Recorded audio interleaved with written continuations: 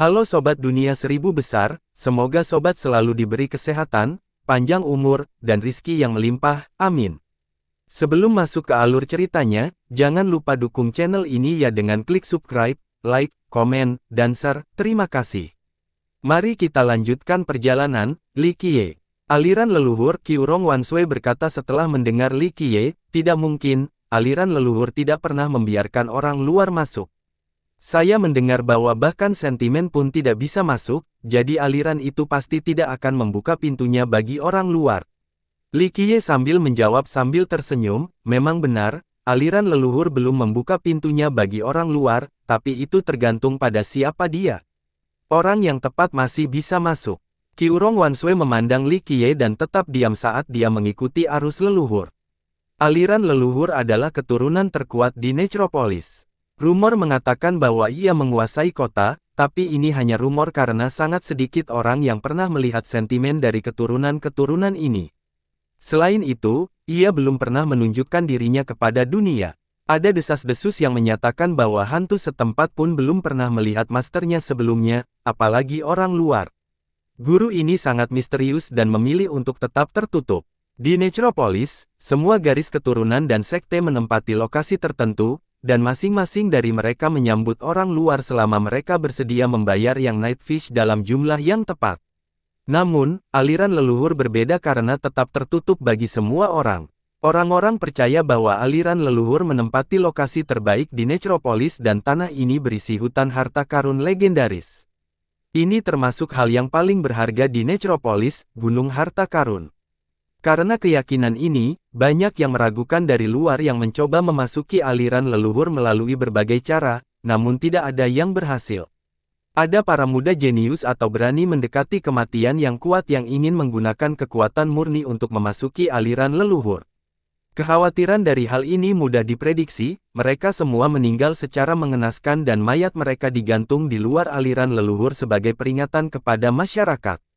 Qiurong Wanshui mengikuti Li Qiye ke pintu masuk aliran leluhur dan memperhatikan semua mayat yang tergantung di pohon-pohon tua. Ada yang hanya tulang belulang, ada yang kering karena angin, dan ada pula yang masih relatif utuh. Masing-masing dari mereka dapat dikenal dari pakaian di tubuh mereka. Qiurong Wanshui melihat dan mengenali asal-usul beberapa di antaranya. Gerbang Yin Yang, Rawa Penyeberangan Nether, Tanah Suci Bulan Sabit Titanic, Sungai Seribu Ikan Mas, Silsilah Raja Serangga, Kerajaan Kuno Segala Era, Kerajaan Abadi Gunung Sederhana, Tahta Tulang Segudang. Qiurong jantung Wanshui berdebar kencang setelah dia mengenali identitas mayat-mayat tersebut. Mereka semua adalah bagian dari keturunan kaisar terkuat di dunia Secret Nether. Kekuatan-kekuatan ini menguasai seluruh dunia Secret Nether, tapi semua ahli mereka mati di tempat ini. Silsilah kaisar seperti Gerbang Yin Yang dan Rawa Penyeberangan Nether cukup tangguh, namun Kerajaan Kuno Segala Era dan Kerajaan Abadi Gunung Sederhana menyebabkan orang lain gemetar ketakutan. Suku kecil seperti suku Bayangan Salju hanya bisa melihat selamanya keberadaan yang tinggi dan di atas ini. Jika garis keturunan kaisar ganda adalah seekor gajah, maka suku Bayangan Salju hanyalah seekor serangga. Yang paling mengejutkan adalah mayat para ahli singgasana tulang segudang di tempat ini. Ini adalah sekte dengan 3 kaisar yang berdiri di puncak dunia suci Nether. Tidak ada eksistensi yang berani menentang mereka di dunia hantu ini. Tapi sekarang, jenazah anggotanya digantung di sini untuk menenangkan dunia. Gaya yang sangat kuat dan mendominasi. Ini secara langsung mempermalukan singgasana tulang segudang, tidak ada garis keturunan di dunia suci Nether yang berani melakukan hal seperti itu. Aliran leluhur tidak takut menyinggung garis keturunan kaisar manapun. Tidak peduli identitas penyusupnya, jika mereka berani mengambil setengah langkah ke dalam aliran leluhur, nasib mereka akan sama dengan mereka yang bergelantungan di pohon. Hantu lokal menghalangi jalan mereka di pintu masuk. Hantu ini sangat halus seperti kabut, seolah-olah itu tidak nyata. Ia kemudian berbicara tanpa sedikit pun emosi di wajahnya, aliran leluhur tidak terbuka untuk siapapun, hentikan langkahmu. Dibandingkan dengan hantu aliran leluhur, hantu lain di Necropolis lebih ramah dan memiliki ekspresi yang lebih kaya. Mereka tampak lebih seperti manusia hidup, sedangkan hantu aliran nenek moyang lebih mirip stereotip hantu. Beritahu tuanmu bahwa aku ingin bertemu dengannya, atau suruh dia datang menemuiku. Li Qiye berkata dengan tenang. Hantu itu terus menghalangi jalan dan tanpa emosi menjawab, Tuan kami tidak akan melihat pengunjung, silakan kembali. Li Qiye kemudian mengeluarkan selembar kertas dan menggunakan metode yang sangat rumit untuk melipatnya menjadi topi yang aneh.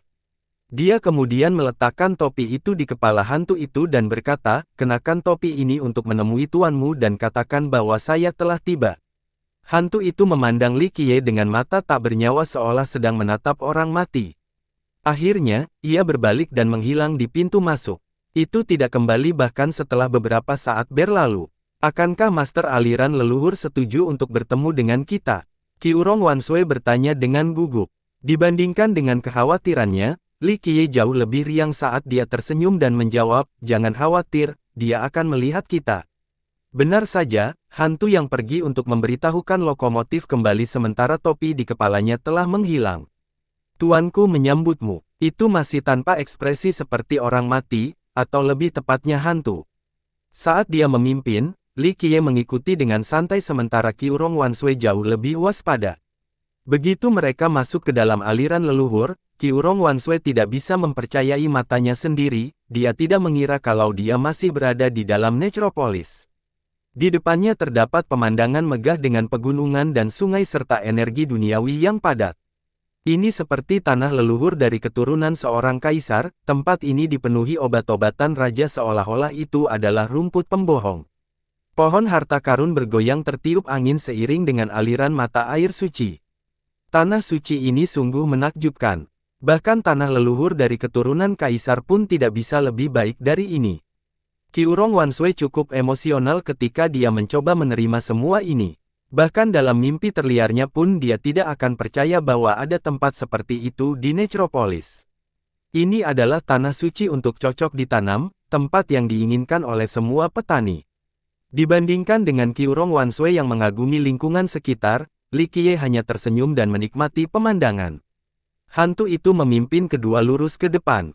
Aneh sekali, meskipun tempat ini adalah tempat suci, mereka berjalan sangat lama tanpa melihat orang lain. Lebih tepatnya, hantu kedua. Pemandangan ini sunyi dan tanpa bayangan. Medannya memang menarik, namun kurangnya orang menciptakan suasana yang mencekam. Qiurong Wanshui lebih memilih bertemu hantu kedua daripada tinggal di suasana tenang ini. Keheningan tempat ini tentu membuat orang lain takut. Mengapa tidak ada orang lain di sini? Qiurong Wanshui berbisik pada Li Qiye. Karena mereka semua sedang tidur. Li Qiye menatap wanita dewasa itu dan menjawab, terjadi sesuatu yang besar, mereka tidak akan bangun. Qiurong Wanshui tidak mengharapkan jawaban ini. Necropolis penuh dengan hantu, selain tidak memiliki daging seperti manusia asli, mereka juga tidak berbeda dalam hal kesabaran. Hantu-hantu Necropolis tidak perlu tidur, tetapi hantu-hantu yang ada di aliran leluhur semuanya berhibernasi secara massal, ini terlalu aneh. Tentu saja, ketenangan ini mengingatkan Qiurong Wanshui bahwa ini memang Necropolis. Tanpa ketenangan yang mencekam ini, Qiurong Wanshui akan salah mengira tempat ini sebagai tanah leluhur garis keturunan seorang kaisar. Akhirnya, hantu tersebut membawa mereka berdua sebuah kuil tua. Kuil ini sangat megah dan besar. Sekilas pandang akan langsung membuat orang lain mengira bahwa ini adalah tempat tinggal para dewa. Setelah memimpin mereka masuk, hantu itu diam-diam pergi. Kuil itu kosong. Qiurong Wanshui melihat sekeliling dan tidak melihat manusia atau hantu. Dia kemudian melihat ke tempat tertinggi di kuil. Ada kursi batu yang sangat besar di sana dengan patung batu duduk di atasnya. Kursi itu diukir dari jenis batu yang tidak diketahui dan patung ini berpadu sempurna dengannya. Patung itu memiliki mahkota dewa dengan jumbai yang tergantung di depan, menyembunyikan wajah orang tersebut sehingga orang tidak dapat membedakan apakah itu laki-laki atau perempuan. Patung tersebut memiliki jubah dewa yang begitu megah hingga seolah mampu menutupi seluruh alam semesta. Itu menyembunyikan patung tubuh, membuatnya menjadi lebih misterius. Apa yang menarik perhatiannya, pada saat ini, adalah topi di tangan patung batu yang dilipat oleh Li Qiye sebelumnya. Kamu masih belum berubah sama sekali. Li Qiye memajang patung di kursi batu dan berkata sambil tersenyum seterang matahari. Jika orang luar melihat pemandangan ini, mereka akan mengira Li Qiye gila karena berbicara dengan patung batu. Namun patung batu itu tiba-tiba menjadi lunak. Sebelumnya, jelas sebuah patung dengan garis-garis kaku yang berbeda, tapi sekarang berubah menjadi seseorang. Sebelumnya, orang tersebut setengah berbaring di atas kursi batu, namun sekarang orang tersebut telah duduk tegak. Orang itu membuka matanya, menampilkan yang mampu melihat masa lalu dan masa kini. Wajah orang itu tersembunyi oleh benang rumbai dewa, namun matanya masih sangat jernih. Sebuah patung yang tiba-tiba hidup menyebabkan Qiurong Wanshui melompat. Saat ini, dia mengerti bahwa itu bukanlah patung, tapi orang yang sedang tidur. Kamu harus tahu bahwa tempat ini tidak menyambutmu. Orang di kursi batu itu berbicara. Suara sekilas itu sepertinya datang dari lokasi lain. Seseorang tidak dapat membedakan apakah orang tersebut laki-laki atau perempuan hanya dari suara ini. Qiurong Wanshui memandang dengan terkejut. Energi darah dalam tubuh orang tersebut membuatnya benar-benar yakin bahwa orang di depannya adalah makhluk hidup, hantu bukan atau sentimen. Ini adalah makhluk hidup dengan daging dan darah. Penemuan ini sungguh mengejutkannya. Aliran leluhur adalah garis keturunan paling kuat dan misterius di Necropolis, namun sebenarnya adalah makhluk hidup. Betapa terkejutnya orang lain jika mereka mengetahuinya. Di Necropolis, semua garis keturunan lainnya terdiri dari hantu lokal sehingga para penggarap dari luar tidak dapat menyatu dengan mereka. Tapi sekarang, penguasa aliran leluhur ternyata adalah orang yang hidup. Ini adalah hal yang luar biasa. Li Qiye tidak setuju dengan kata-kata kasar sang guru dan dengan santainya berkata, apakah kamu tidak membicarakanku sekarang? Bagaimana kamu bisa mengatakan bahwa kamu tidak menyambutku? Apapun yang terjadi, Master aliran leluhur berbicara, dari masa lalu hingga saat ini, tempat ini tidak memiliki hal yang kamu inginkan. Jangan terlalu kejam seperti ini, persahabatan kita seumur hidup. Li Qiye berkata sambil tersenyum. Qiurong Wanshui mendengarkan sambil memikirkan. Mustahil, hantu Necropolis tidak bisa berteman dengan para penggarap. Tapi tunggu dulu, mungkin mereka bisa, karena majikannya bukanlah hantu melainkan manusia hidup. Namun, dia menyadari bahwa Li Qiye dan persahabatan adalah hal yang lebih aneh lagi. Tidak, aku tidak mengenalmu. Sang master langsung menyatakan. Li Qiye tertawa lalu menenangkan diri dan berkata, kamu membohongi dirimu sendiri. Dari dulu hingga sekarang, apapun perubahannya, kamu harus tetap tahu bahwa aku adalah aku. Orang lain mungkin tidak dapat melihatnya, tetapi tidak mungkin Anda tidak mengetahuinya. Qiurong Wanshui cukup bingung dengan percakapan ini. Dia tidak tahu apa yang dibicarakan Li Qiye saat dia masih menjadi gagak hitam karena dia tidak tahu tentang rahasia ini. Bahkan jika aku bukan hantu kecil yang memakai topi itu sejak dulu, aku tetaplah diriku sendiri, kan? Li Qiye bertanya, selama puluhan juta tahun terakhir, Li Qiye tidak hanya muncul sebagai gagak hitam.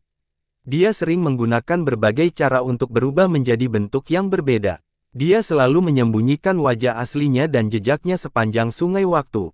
Hanya kamu yang tahu. Suara jauh dari sang master dengan dingin berbunyi, sejak kamu menipu orang itu keluar dari Necropolis, kamu harusnya tahu bahwa kamu tidak lagi diterima di sini. Jika bukan karena aku, maka kamu tidak akan bisa memasuki Necropolis tanpa terburu-buru. Jangan katakan itu. Jika aku ingin datang ke Necropolis untuk berdiskusi denganmu, tidak ada yang bisa menghentikanku, bukan begitu? Saya selalu menjadi orang yang sentimental dan penuh perhatian. Li Qiye sambil melanjutkan tersenyum, tentu saja, saya sangat berterima kasih atas apa yang terjadi sebelumnya. Sang master bersinar pada saat ini. Li Qiye menggelengkan kepalanya dan berkata, Anda tidak bisa menyalahkan saya atas apa yang terjadi pada tahun itu. Sangat salah jika mengatakan bahwa saya menipu orang itu agar pergi. Dia ingin meninggalkan dirinya sendiri, jadi bagaimana kamu bisa menyalahkanku? Kamu berani mengatakan kamu tidak mendesak dia untuk melarikan diri.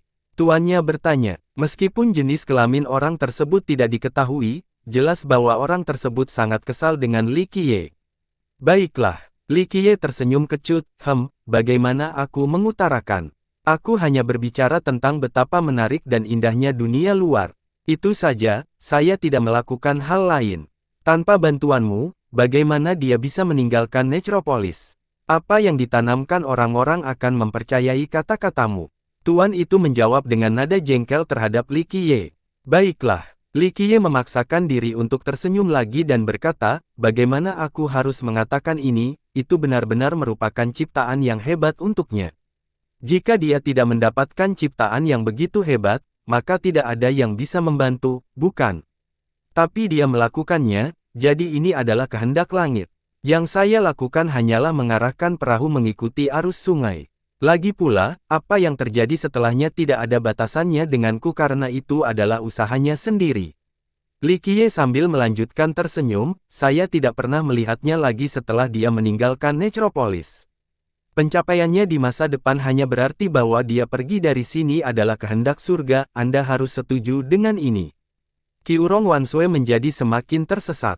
Dia tidak tahu, yang dimaksud keduanya. Dia hanya mengetahui dua hal. Pertama, Li Qiye dan Master Aliran Leluhur saling mengenal dan merupakan teman baik. Kedua, Li Qiye membantu seseorang melarikan diri dari Necropolis. Dia menyadari, saat ini, bahwa Li Qiye pernah datang ke Necropolis sebelumnya.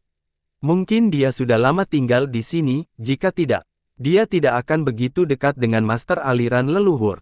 Namun, dia tidak tahu apakah itu terjadi beberapa tahun yang lalu atau semua ini terjadi dalam kurun waktu beberapa tahun terakhir. Li Qiye dan sang guru sedang membicarakan sesuatu yang telah terjadi ratusan ribu tahun yang lalu, sebuah kisah masa lalu yang jauh. Di persimpangan ini, Master Aliran Leluhur hanya menjawab dengan sekali lagi. Kali ini, aku tidak datang untuk menimbulkan masalah apapun padamu. Saya ingin tahu mengapa Nightsea menjadi jelas dan saya harap Anda memberitahu saya beberapa hal. Li Qiye berbicara, tidak tahu. Sang Master terus terang berkata, bahkan jika saya melakukannya, saya tetap tidak akan memberitahu Anda. Li Qiye bersedia menghadapi sikap kejam sang guru. Setelah waktu yang lama berlalu, dia dengan lembut memberitahu Qiurong Wanshui, tunggu sebentar di luar, ada urusan yang harus aku urus. Qiurong Wanshui tidak menanyakan permintaan. Dia mengangguk dan meninggalkan aula besar. Setelah dia pergi, Li Qiye menghela nafas sambil melihat ke arah Master Aliran Leluhur. Dia duduk dengan menyilangkan kaki di tempatnya dan melontarkan harapan untuk melihat siapa yang lebih keras kepalanya. Soal tahun itu, aku seharusnya tidak mengeluarkan dia dari Necropolis dan melanggar aturan. Li Qiye tersenyum pahit dan melanjutkan, namun, saya terkesan karena bakatnya. Anda harus tahu bahwa kekayaannya disebabkan oleh takdir. Tidak peduli apakah dia manusia atau hantu, Anda tahu bahwa dia memiliki kualifikasi untuk menjadi kaisar abadi. Hal ini dikonfirmasi oleh waktu. Aku hanya menepati janjiku, setelah meninggalkan Necropolis, aku tidak membantu sama sekali, tapi dia tetap menjadi kaisar abadi. Kamu harus tahu bahwa hal seperti itu bisa menimbulkan malapetaka hanya dengan satu langkah yang salah. Tuan itu menjawab dengan dingin. Li Qiye mengangguk dan berkata, saya tahu, tapi dia selalu benar dan tidak pernah melakukan hal yang merugikan Necropolis, bukan begitu? Dia hanya ingin keluar, dan setelah menjadi kaisar abadi, dia juga melindungi Necropolis beberapa kali. Tidakkah kamu merasa bahwa memberikan tempat itu musuh yang kuat bukanlah hal yang buruk sama sekali? Sang Master tidak mengatakan apa-apa pun sementara Li Qiye melakukan hal yang sama. Dia hanya duduk diam di sana. Setelah hening lama, sang Master berbicara lagi, selamat, Anda akhirnya mendapatkan kembali tubuh Anda. Li Qiye sambil menjawab sambil tersenyum, di mana ada kemauan, di situ ada jalan. Saya juga berharap untuk melihat hari ketika Anda dapat meninggalkan Necropolis. Tahun-tahun itu terlalu lama, bukan begitu? Saya bisa pergi kapan saja saya mau. Tuan itu berkata dengan dingin. Tapi kamu belum pergi. Li Qiye dengan lembut menghela nafas dan melanjutkan, perjalanan waktu yang tak ada habisnya terlalu lama. Kamu selalu tidur di sini. Tahun-tahun Anda dihabiskan untuk tidur dan tidur. Saya tahu Anda tidak mau, tetapi saya tetap berharap Anda akhirnya keluar dan melihat bagian luarnya. Tahun-tahunnya tidak perlu lama, yang terpenting adalah seberapa berwarna kamu memilih untuk menjalaninya. Pada akhirnya, sang guru berkata, masalahku adalah urusanku sendiri. Tapi menetapnya kali ini adalah sebuah kesempatan. Saya akan segera membuat pertunjukan besar. Pertama, Anda harus memberi tahu saya tentang Nightsea. Saya ingin mengetahui secara spesifik dan, pada saat yang sama, meminjam satu item dari Anda. Kunci menuju makam perdana yang tidak menyenangkan kan? Sang master menjawab dengan dingin. Meskipun Li Qiye telah berbicara begitu banyak, kemarahan sang master tidak menunjukkan tanda-tanda mereda. Tidak, Li Qiye menggelengkan kepalanya dan berkata, dengan persahabatan kita, jangan sebut itu pinjaman, kenapa kamu tidak langsung memberikannya padaku? Kali ini, anggap saja aku tanpa malu-malu meminta bantuanmu. Sang master dengan dingin menyindir, lalu bagaimana dengan waktu-waktu sebelumnya? Apakah kamu tidak tahu malu saat itu? Li Qiye tersenyum canggung dan berkata, iya. Setelah apa yang terjadi, aku tahu kamu tidak menyukaiku. Ditambah lagi, aku sedang terburu-buru saat itu jadi aku tidak punya waktu untuk ngobrol denganmu, teman lama. Kamu hanya ingin meminjam sesuatu yang lain, itu alasan kamu tanpa malu-malu datang ke sini untuk mencariku, kan? Tuan itu mencibir dan berkata dengan dingin. Li Qiye tersenyum kecut dan kemudian menggosok kedua tangannya sebelum berkata, kamu harus tahu bahwa aku akan menjadi besar kali ini, dan aku memerlukan beberapa jurus untuk mematikan. Aku telah mengumpulkan beberapa hal, tetapi itu tetap tidak akan mudah. Aku ingin untuk membuka tempat itu karena ada beberapa rahasia yang tidak bisa disembunyikan selamanya. Oleh karena itu, aku berpikir untuk meminjam sesuatu itu darimu agar lebih terjamin. Tentunya kamu setuju. Tuannya tidak berbicara. Keheningan pun terjadi seolah-olah dia tidak mendengar Li Qiye sama sekali. Setelah beberapa saat tanpa mendengar jawaban, Li Qiye dengan lembut menghela nafas dan berkata, baiklah, sudahlah. Aku tidak akan mengganggu tidur abadimu. Pada akhirnya, waktu adalah segalanya bagi Anda. Oleh karena itu, dia berbalik untuk pergi. Kamu harus tahu bahwa kamu sedang menuju kematianmu sendiri, kamu sedang berjalan menuju bencana. Saat Li Qiye sampai di pintu, sang master berseru. Li Qiye menyampaikan dan mempublikasikan opini sebelum pendapatnya berkata, saya kira tidak. Anda harus tahu bahwa saya sepenuhnya siap. Saya bahkan mempertimbangkan kemunculan pulau mitos yang hilang. Ketika waktunya tiba, saya percaya bahwa saya akan mampu membuka langit itu dan membunuh sampai akhir. Tak seorang pun di 9 langit dan 10 bumi dapat menghalangi tekadku. Kata-kata penuh percaya diri ini menembus langit dengan dominasinya. Seperti yang Li Qiye katakan, apalagi para dewa dan iblis, bahkan surga pun tidak bisa menahan keinginannya. Apakah kamu tahu apa yang akan kamu hadapi? Tanya Master aliran leluhur. Li Qiye mengangkat bahu dan menjawab sambil tersenyum, sejujurnya, saya tidak begitu jelas dalam hal ini, tahukah kamu? Benda licik itu telah terkubur dalam waktu yang sangat lama tanpa keluar, tahukah kamu apa itu? Aku tidak tahu. Sang master dengan cepat menjawab dengan tegas, tetapi saya tahu bahwa mencoba melawannya adalah tindakan bunuh diri. Saya adalah orang yang tidak percaya pada hal yang mustahil, tak seorang pun di dunia ini yang bisa menghentikanku. Jika aku telah memutuskan untuk melakukan sesuatu, maka aku bahkan akan menghancurkan langit jika langit memutuskan untuk menghalangi jalanku.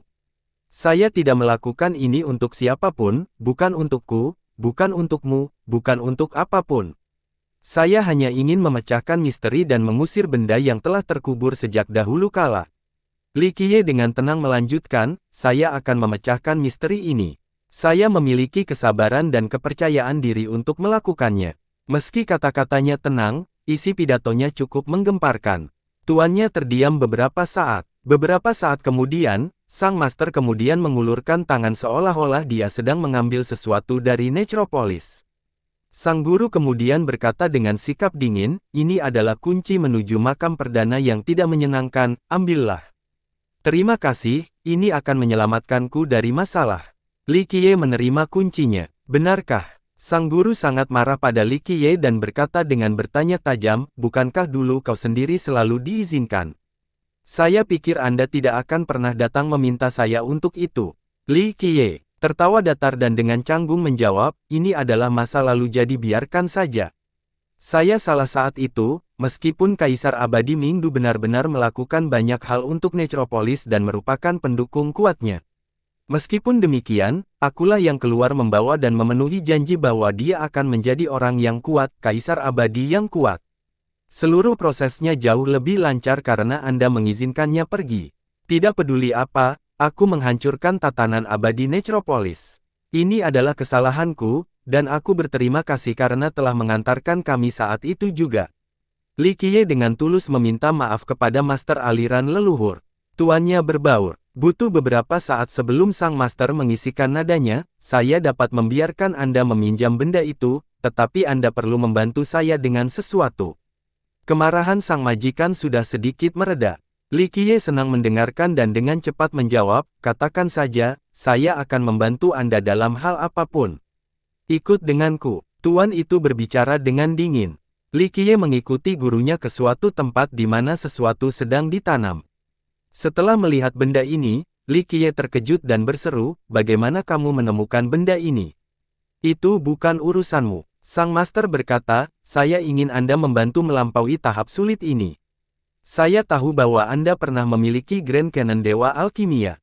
Jika ada orang di dunia ini yang bisa membantu mengatasi badai ini, itu adalah Anda. Saya tidak akan mampu melakukannya sebelumnya. Li Qiye menggelengkan kepalanya dan tersenyum sambil melanjutkan, tetapi saya secara kebetulan menemukan Myriad Heavenly Cauldron baru-baru ini. Ini bisa membantu, tapi aku butuh waktu bersama bantuanmu. Tidak masalah, jawab sang master. Qiurong Wanshui, yang sedang menunggu di luar mengatur tempat tinggalnya selama lebih dari 10 hari sebelum Li Qiye muncul lagi. Mari kita pergi. Dia kemudian memberitahu Qiurong Wanshui. Apakah kamu baik-baik saja? Melihat penampilannya yang lelah, dia bertanya dengan prihatin. Li Qiye menenangkan dan menjawab, bukan apa-apa, aku hanya menghabiskan sedikit energi. Saya akan baik-baik saja setelah 1 atau 2 hari istirahat. Keduanya meninggalkan aliran leluhur. Dari awal sampai akhir, Qiurong Wanshui hanya melihat 2 orang di dalam. Salah satunya adalah pelayan hantu dan yang lainnya adalah tuan, lebih tepatnya, 1 orang dan 1 hantu. Meskipun pemandangan aliran leluhur seperti pemandangan keturunan seorang kaisar, Qiurong Wanshui merasa lega setelah pergi. Tempat itu menyesakkan meski tidak memiliki suasana bawah yang mengerikan karena sensasi membawa rahasia besar dengan ketenangannya. Dia lebih menyukai tempat lain di Necropolis. Singkatnya, dia merasa aliran leluhur menyembunyikan sesuatu. Dia punya banyak pertanyaan tentang hal itu, seperti mengapa bertanya-tanya apakah orang yang hidup. Bagaimana mereka bisa menjadi penguasa aliran leluhur. Dia ingin bertanya pada Li Qiye, tapi dia tidak tahu bagaimana mengungkapkannya. Li Qiye memperhatikan sikap canggungnya dan sambil tersenyum berkata, Anda dapat bertanya jika Anda memiliki pertanyaan, mungkin saya dapat memberitahu Anda hal-hal tertentu. Orang seperti master aliran leluhur itu. Qiurong bertanya dengan rasa ingin tahu. Master aliran leluhur adalah teman Li Qiye, dan merupakan teman berteman, jadi orang tersebut pastilah bagian dari generasi muda di dunia Secret Nether. Untuk bisa menjadi penguasa aliran leluhur menunjukkan keahlian luar biasa seseorang, jadi secara logistik, orang tersebut haruslah seorang jenius yang terkenal. Namun, dia benar-benar disesatkan oleh kenyataan bahwa kegembiraan adalah orang yang hidup, karena itu, dia berpikir bahwa gurunya adalah seorang yang tertarik pada masa kini. Li Qiye berhenti di sini. Dan dengan lembut menenangkan kepalanya, ini adalah rahasia. Tidak ada gunanya jika Anda mengetahuinya. Sebaliknya, hal itu hanya akan menimbulkan potensi bencana. Qiurong Wanshui hanya tersenyum kecut dan tidak bertanya apapun lagi. Dia adalah wanita yang bijaksana dan tidak ingin mewujudkan bangsawan mudanya. Pada akhirnya, dia bertanya, kemana kita pergi sekarang? Li Qiye memasangkan matanya untuk melihat wanita dewasa yang menawan, yang mirip dengan buah persik madu, di hadapannya dan menjawab, kami akan pergi mencari seseorang, lalu saya akan meminjamkan Anda bantuan. Setelah itu, kami akan menangani beberapa hal yang harus diakhiri juga. Qiurong Wanshui terasa sangat hangat dan manis di dalamnya. Dia tidak tahu siapa yang dicari Li Qiye, tapi itu tidak lagi penting baginya saat ini. Tepat ketika mereka meninggalkan aliran leluhur, orang yang mereka cari datang ke pintu mereka. Seseorang aneh mendekat dari jauh. Itu adalah seorang pemuda berbaju kuning, berpakaian seperti pelayan dengan seringai misterius di wajahnya. Saya mendengar bahwa Dao Friend sedang mencari saya. Pemuda ini terlihat agak malang, tapi matanya jernih dan penuh kehidupan. Ini sungguh luar biasa karena penduduk Necropolis tidak berbeda dengan orang luar. Hantu di sini hidup seperti yang ada di dunia luar, tapi pada akhirnya, mereka adalah sentimen dan hantu. Mereka tidak memiliki energi darah atau kehidupan. Namun, mata hantu muda ini penuh dengan kehidupan, menyebabkan jantung Qi Urong Wanshui berdebar kencang. Faktanya, dia telah melihat banyak hal aneh hingga saat ini, seperti master aliran leluhur yang merupakan makhluk hidup. Namun, hantu ini, dengan matanya yang bersemangat, masih mengejutkannya. Namun, kebiasaannya sebagai kepala suku menyebabkan dia selalu waspada, sehingga dia menjadi lebih berhati-hati. Li Qiye memandang pemuda di depannya dan tersenyum, kamu sebenarnya datang sebelum aku mencarimu. Menarik, menarik. Hantu bersinar kuning tersenyum riang, hehe, saya paling suka memberikan pelayanan kepada pelanggan. Orang rendahan ini hanya melakukan usaha kecil-kecilan untuk menafkahi keluarga sehari-hari, jadi tentu saja orang rendahan ini harus memuaskan semua calon pelanggannya. Li Qiye menatapnya dan berkata, sejak kapan Huang Jiaofu, seseorang yang memiliki begitu banyak kisah penuh warna, menjadi seorang pengusaha kecil dan perlu menafkahi keluarganya setiap hari? Tidak, aku harus menyebutmu hantu bisnis. 1. Huang Jiaofu bisa jadi namanya, atau bisa juga porter pembawa Huang. Namun, dia tidak terlihat seperti supir porter kereta, dan Li Qiye memujinya dalam ini jadi akan aneh jika diajak bicara dengan gelar pekerjaan yang tidak menyenangkan. Huang artinya kuning, warnanya sama dengan pakaiannya. Saya akan mempertahankan Huang Jiaofu untuk saat ini kecuali penulis menyatakan sebaliknya. Itu, tentu saja, tergantung pada pelanggannya. Pemuda membentangkan kuning itu tidak keberatan dengan sindiran Li Qiye dan tersenyum riang, ceritaku yang berwarna-warni hanya mengesankan bagi pelanggan biasa. Saya mendengar bahwa Tuan dapat memasuki aliran leluhur sebagai tamu terhormat. Di hadapan Tuan, yang seperti makhluk abadi dari 9 surga yang turun ke dunia fana, saya hanyalah karakter yang tidak berarti. Ah, saya mengerti, Anda ingin menjalin hubungan dengan aliran leluhur. Li Qiye sambil tersenyum berkata, Huang Jiaofu Huang Jiaofu, hatimu yang licik masih belum berubah. Jadi, pelanggan ini tahu apa yang tidak penting ini. Huang Jiaofu menyetujuinya dan segera mencoba menjalin hubungan persahabatan dengan Li Qiye. Huang Jiaofu, sudah berapa kali kamu mati? Li Qiye bertanya sambil tersenyum sambil menatap pemuda itu dengan serius. Huang Jiaofu terkejut. Dia menggaruk kepalanya. Sebelum menjawab, pelanggan yang baik, saya tidak mengerti apa yang Anda bicarakan. Saya berada di puncak masa muda saya, berdasarkan usia orang-orang di Necropolis, saya dapat hidup 10.000 hingga 20.000 tahun lebih tanpa masalah. Li Qiye tertawa dan mantap lalu berkata, Huang Jiaofu, kamu benar-benar belum berubah. Mari kita kembali ke topik, aku punya sesuatu yang aku membutuhkanmu. Apa yang dibutuhkan pelanggan ini?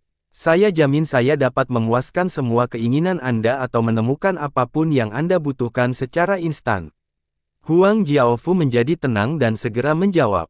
Li Qiye berkata sambil tersenyum lebar, aku tidak membutuhkan banyak hal, hanya manual, hukum takdir, teknik umur panjang, dan teknik dari Necropolis, semuanya berada pada level Virtuous Paragon, tipe yang layak untuk dewa, ahli investasi. Itu agak sulit. Huang Jiaofu tersenyum sepenuh hati dan menggosok kedua tangannya. Li Qiye menyorotinya dan berkata, aku akan melemparkanmu ke Nightsea. Jika ada hal-hal yang tidak dapat ditemukan oleh Huang Jiaofu di Necropolis, tidak banyak orang lain yang dapat diposting. Hahaha, Tuan terlalu baik. Huang Jiaofu masih tersenyum. Dia kemudian dengan malu-malu berkata, Tuan harus mengetahui harga pasar. Mereka yang meninggal di Necropolis biasanya mayatnya ditenggelamkan ke sungai. Meskipun banyak lelaki tua yang meninggal dengan bahagia di sini di Necropolis setiap tahun, jenazah mereka jarang ditemukan. Li Qiye mengulurkan tangannya dan dengan acuh tak acuh berkata, baiklah, Huang Jiaofu, jangan berputar-putar, aku tidak punya waktu untuk barter denganmu. Temukan manualnya untuk saya dan sebutkan saja harganya di Yang Nightfish. Huang Jiaofu tertawa dan menggaruk-garuk kepalanya sebelum dia menciumnya seolah-olah dia baru saja mendapat pencerahan, lalu dia menamparkan pahanya dan menjawab, saya baru ingat bahwa saya mungkin memiliki sebuah kotak dengan beberapa manual di dalamnya. Dia kemudian mengeluarkan sebuah kotak tua dan panjang dari lengan bajunya. Dia menyerahkannya kepada Li Qiye dan melanjutkan, Tuan, silakan lihat dan lihat apakah Anda menyukai atau tidak. Li Qiye membuka kotak itu dan menganggukkan kepalanya setuju sebelum berkata, anak kecil, kamu telah bersembunyi banyak hal baik. Li Qiye memberikan kotak panjang itu kepada Qiurong Wanshui dan berkata, mungkin tidak mungkin menemukan buku panduan suku bayangan salju yang hilang, tapi ada beberapa buku panduan di sini yang cocok untuk sukumu. Ini pasti barang bagus, jadi kamu bisa membawanya kembali. Tetapi, Qiurong Wanshui terkejut. Hidungnya terasa tersumbat dan hampir menangis, hatinya yang meleleh penuh dengan emosi. Dia ingin memeluk Li Qiye dan menangis, tapi dia mencoba yang terbaik untuk menahannya. Sebagai kepala suku, dia bukanlah wanita yang emosional dan selalu memiliki sikap yang mantap dan serius. Tapi sekarang, dia cukup terharu. Dia datang ke Necropolis untuk menemukan manual penting sukunya. Dia tidak punya ekspektasi apa-apa, tapi Li Qiye benar-benar mengingatnya. Ini adalah manual dari Virtuous Paragon yang mampu mendapatkan gelar dewa, manual yang diinginkan semua orang. Namun, Li Qiye tetap memberikannya. Li Qiye bisa merasakan emosinya, jadi dia tersenyum, hukum manfaat dari ras hantu tidak cocok untukku, jadi kamu harus menaatinya. Qiurong Wanshui berusaha untuk tidak menangis dengan napas yang menarik dalam-dalam. Dia diam-diam menyimpan kotak panjang itu lalu menekan dan bersumpah untuk mengikuti semua perintah Li Qiye di masa depan. Setelah dia menerima kotak itu, Li Qiye bertanya kepada Huang Jiaofu, berapa banyak Nightfish yang kamu inginkan? Huang Jiaofu dengan menjawab, senang sekali melihat bangsawan muda menghadiahkan barang-barang ini dengan keindahan seperti itu. Orang, rendahan ini tidak berani mengambil banyak, 100 ikan saja sudah banyak. Qiurong Wanshui tercengang, 100 ikan jelas tidak cukup untuk membeli begitu banyak manual. Huang Jiaofu, sejak kapan kamu menjadi begitu murah hati? Li Qiye memiringkan matanya dan berkata sambil menatap tajam ke arah orang itu, baiklah, 100 yang Nightfish. Sekarang, katakan apa yang ingin kamu katakan. Oleh karena itu, dia menyerahkan 100 ikan kepada Huang Jiaofu. Setelah menerima ikan tersebut, Huang Jiaofu dengan hati-hati mengeluarkan sebuah gulungan kuno dan menyerahkannya kepada Li Qiye dengan penampilan seperti seorang penjilat. Dia kemudian berkata, bangsawan muda, saya tahu bahwa Anda adalah seorang abadi yang mengunjungi dunia kami, tentunya Anda pasti seorang abadi sejati yang luar biasa. Orang rendahan ini punya buku tua bernama Telapak Tangan Penakluk Naga. Anggap ini sebagai tanda penghargaan saya terhadap bisnis Anda. Telapak Tangan Penakluk Naga. Li Qiye dengan penuh semangat berkata, teknik kuno ini sudah cukup tua.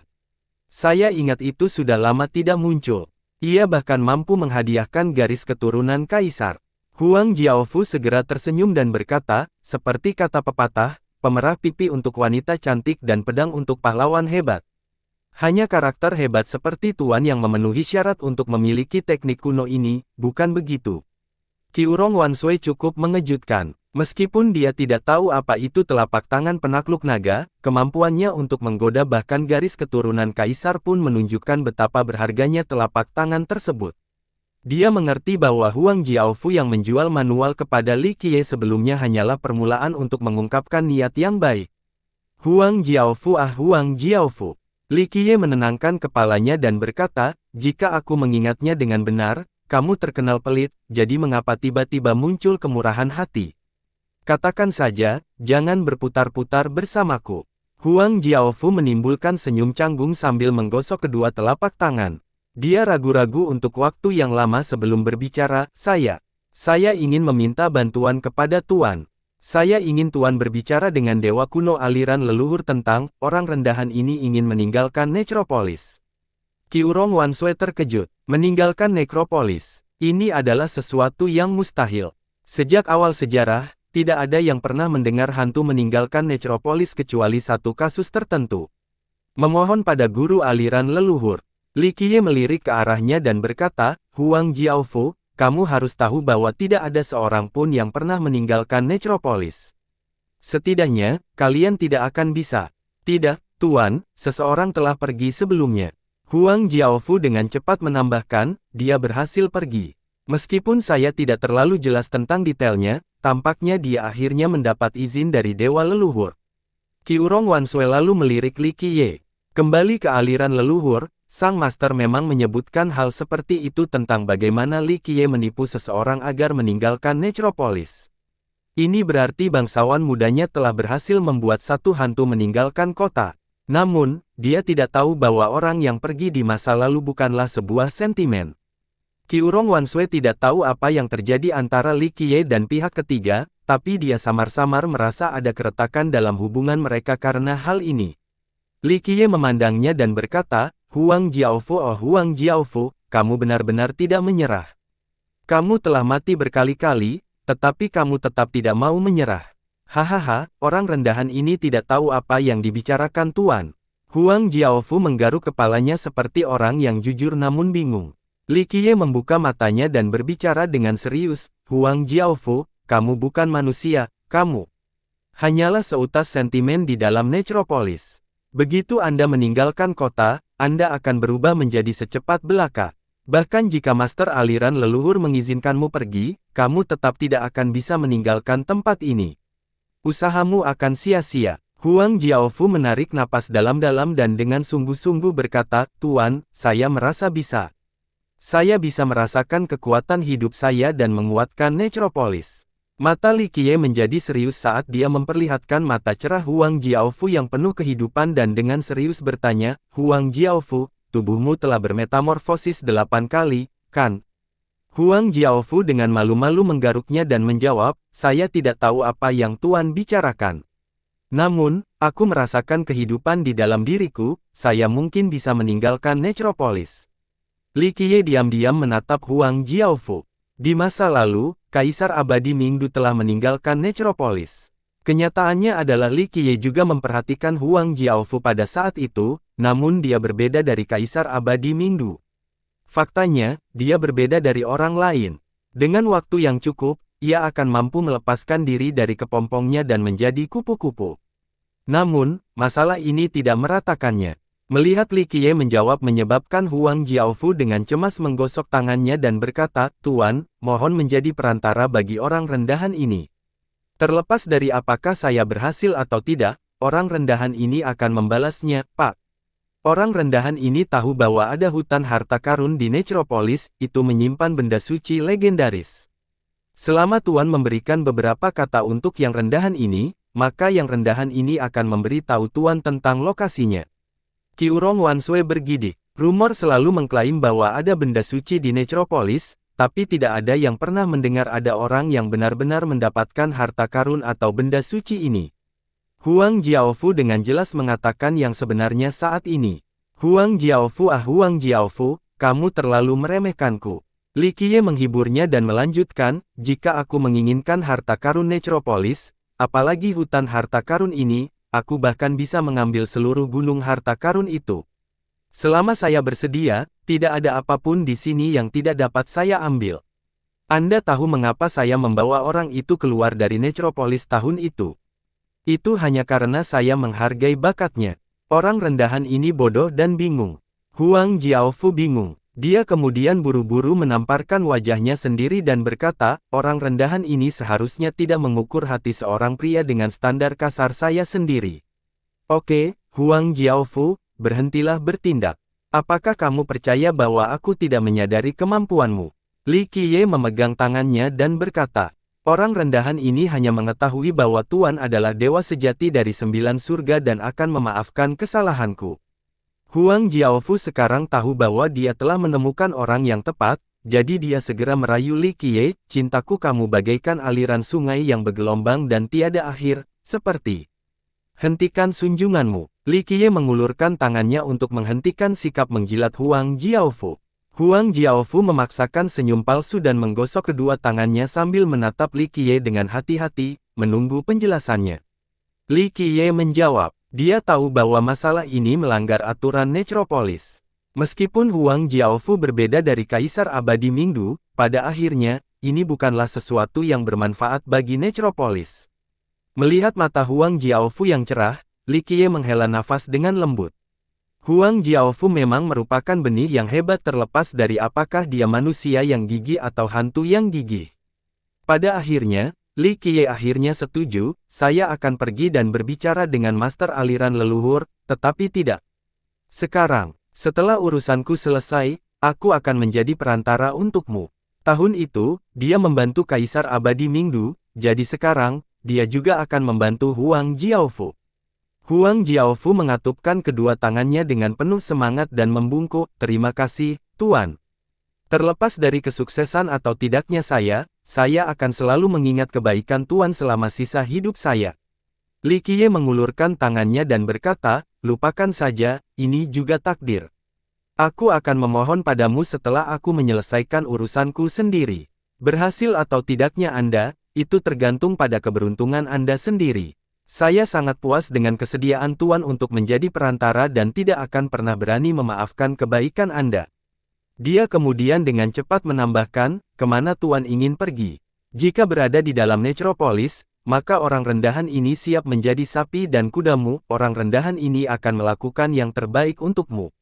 Li Qiye dengan berseri-seri awal Huang Jiaofu dan dengan santai berkata, "Naitsea, kamu ingin ikut?" Laut malam, Huang Jiaofu bergidik dan berseru, "Naitsea, aku khawatir aku tidak bisa pergi." Li Qiye dengan sinis tersenyum dan berkata, "Saya pikir Anda ingin menjadi sapi dan kuda saya untuk membantu saya dan tidak akan mengatakan tidak bahkan jika saya meminta Anda untuk menutupi lautan api." "Tuan, bukannya orang rendahan ini tidak mau?" Huang Jiaofu meringis dan melanjutkan, "Itu karena kita tidak bisa pergi ke Naitsea." Qiurong Wanshui, yang berdiri di samping dan tetap diam, tidak mau bertanya, "Mengapa sentimen Anda tidak bisa pergi ke Naitsea? Untuk alasan apa kamu tidak bisa?" Huang Jiaofu tersenyum masam dan menjawab, "Bagi sentimen seperti kita, Naitsea adalah tempat terlarang. Kita tidak bisa pergi ke sana atau kita akan mati. Mengapa tempat lain tidak seperti itu?" Qiurong Wanshui bertanya dengan rasa ingin tahu. "Naitsea memiliki sesuatu yang bisa membimbing kita sehingga kita tidak bisa pergi. Begitu kita pergi ke sana, itu bukan hanya sekedar merenung, kita bahkan mungkin berubah menjadi secepatnya saat kita mendekat. Bagaimana dengan penangannya?" Qiurong Wanshui bertanya lebih lanjut, "Mengapa para pawang tidak ditekan?" Huang Jiaofu menjawab, "Para penangan tidak mengikuti jalur yang sama dengan sentimen kami. Meskipun kita semua tinggal di Necropolis, penanganannya sangat berbeda dari kita. Tidak berada di jalur yang sama. Apakah kalian terbagi menjadi faksi yang berbeda?" Qiurong Wanshui sangat penasaran dengan informasi baru ini. Dia selalu mengira bahwa yang menanganinya adalah penghuni Necropolis juga.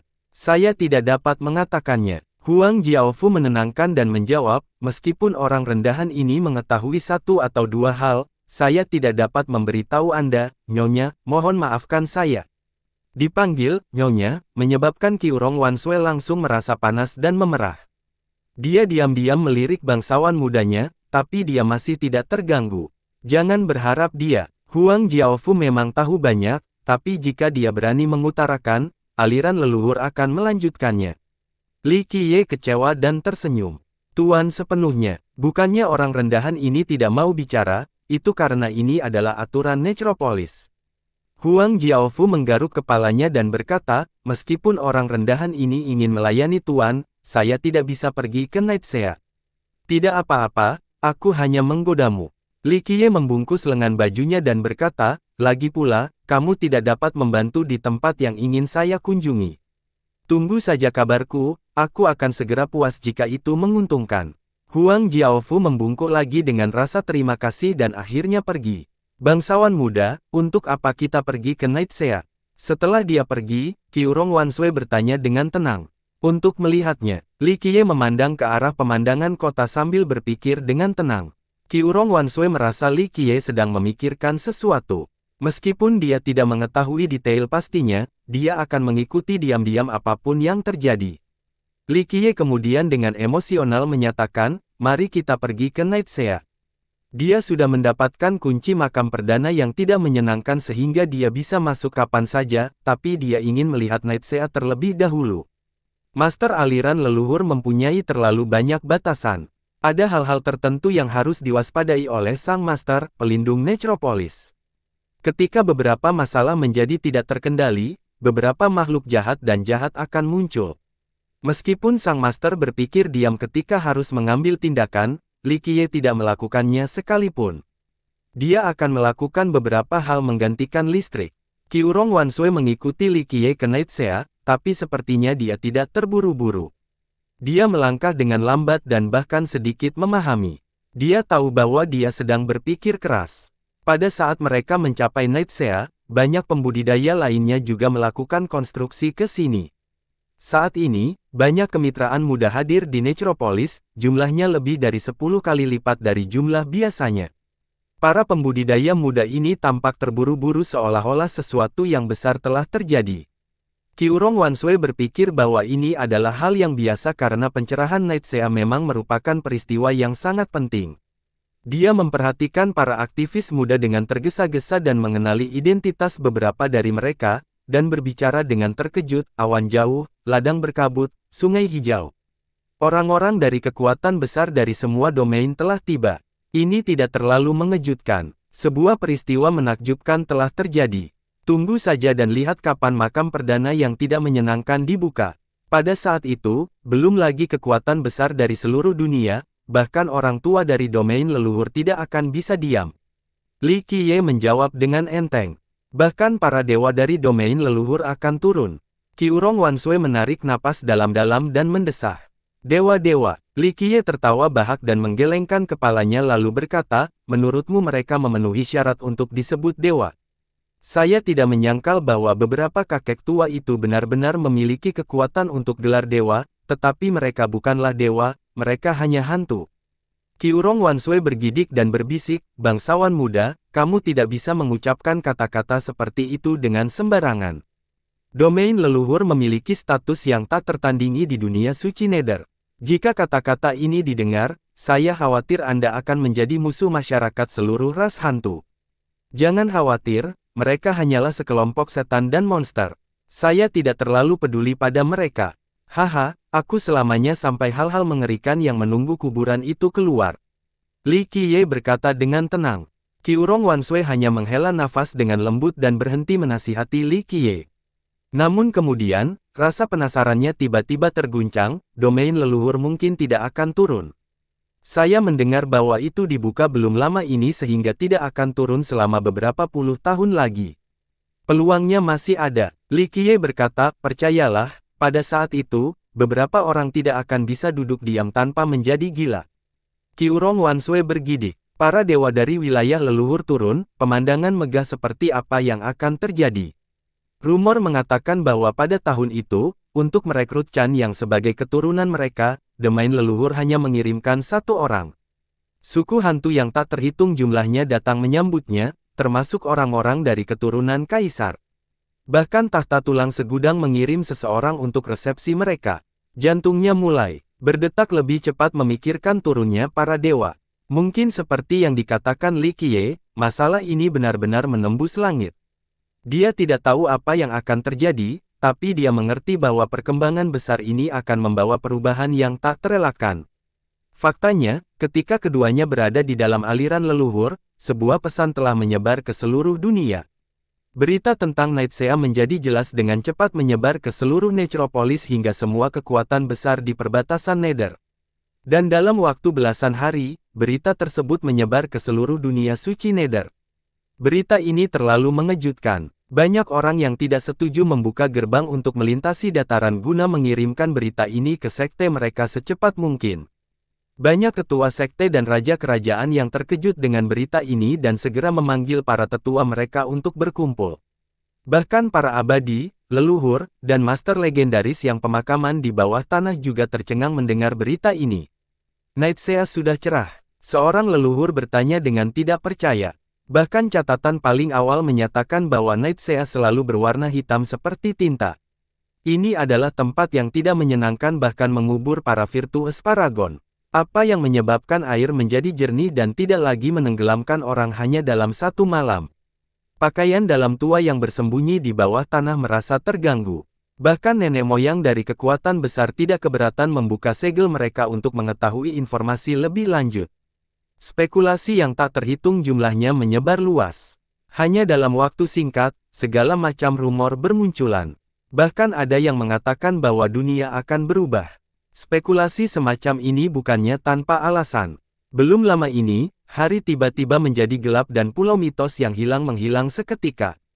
Sekarang, Night Sea menjadi cerah dalam semalam.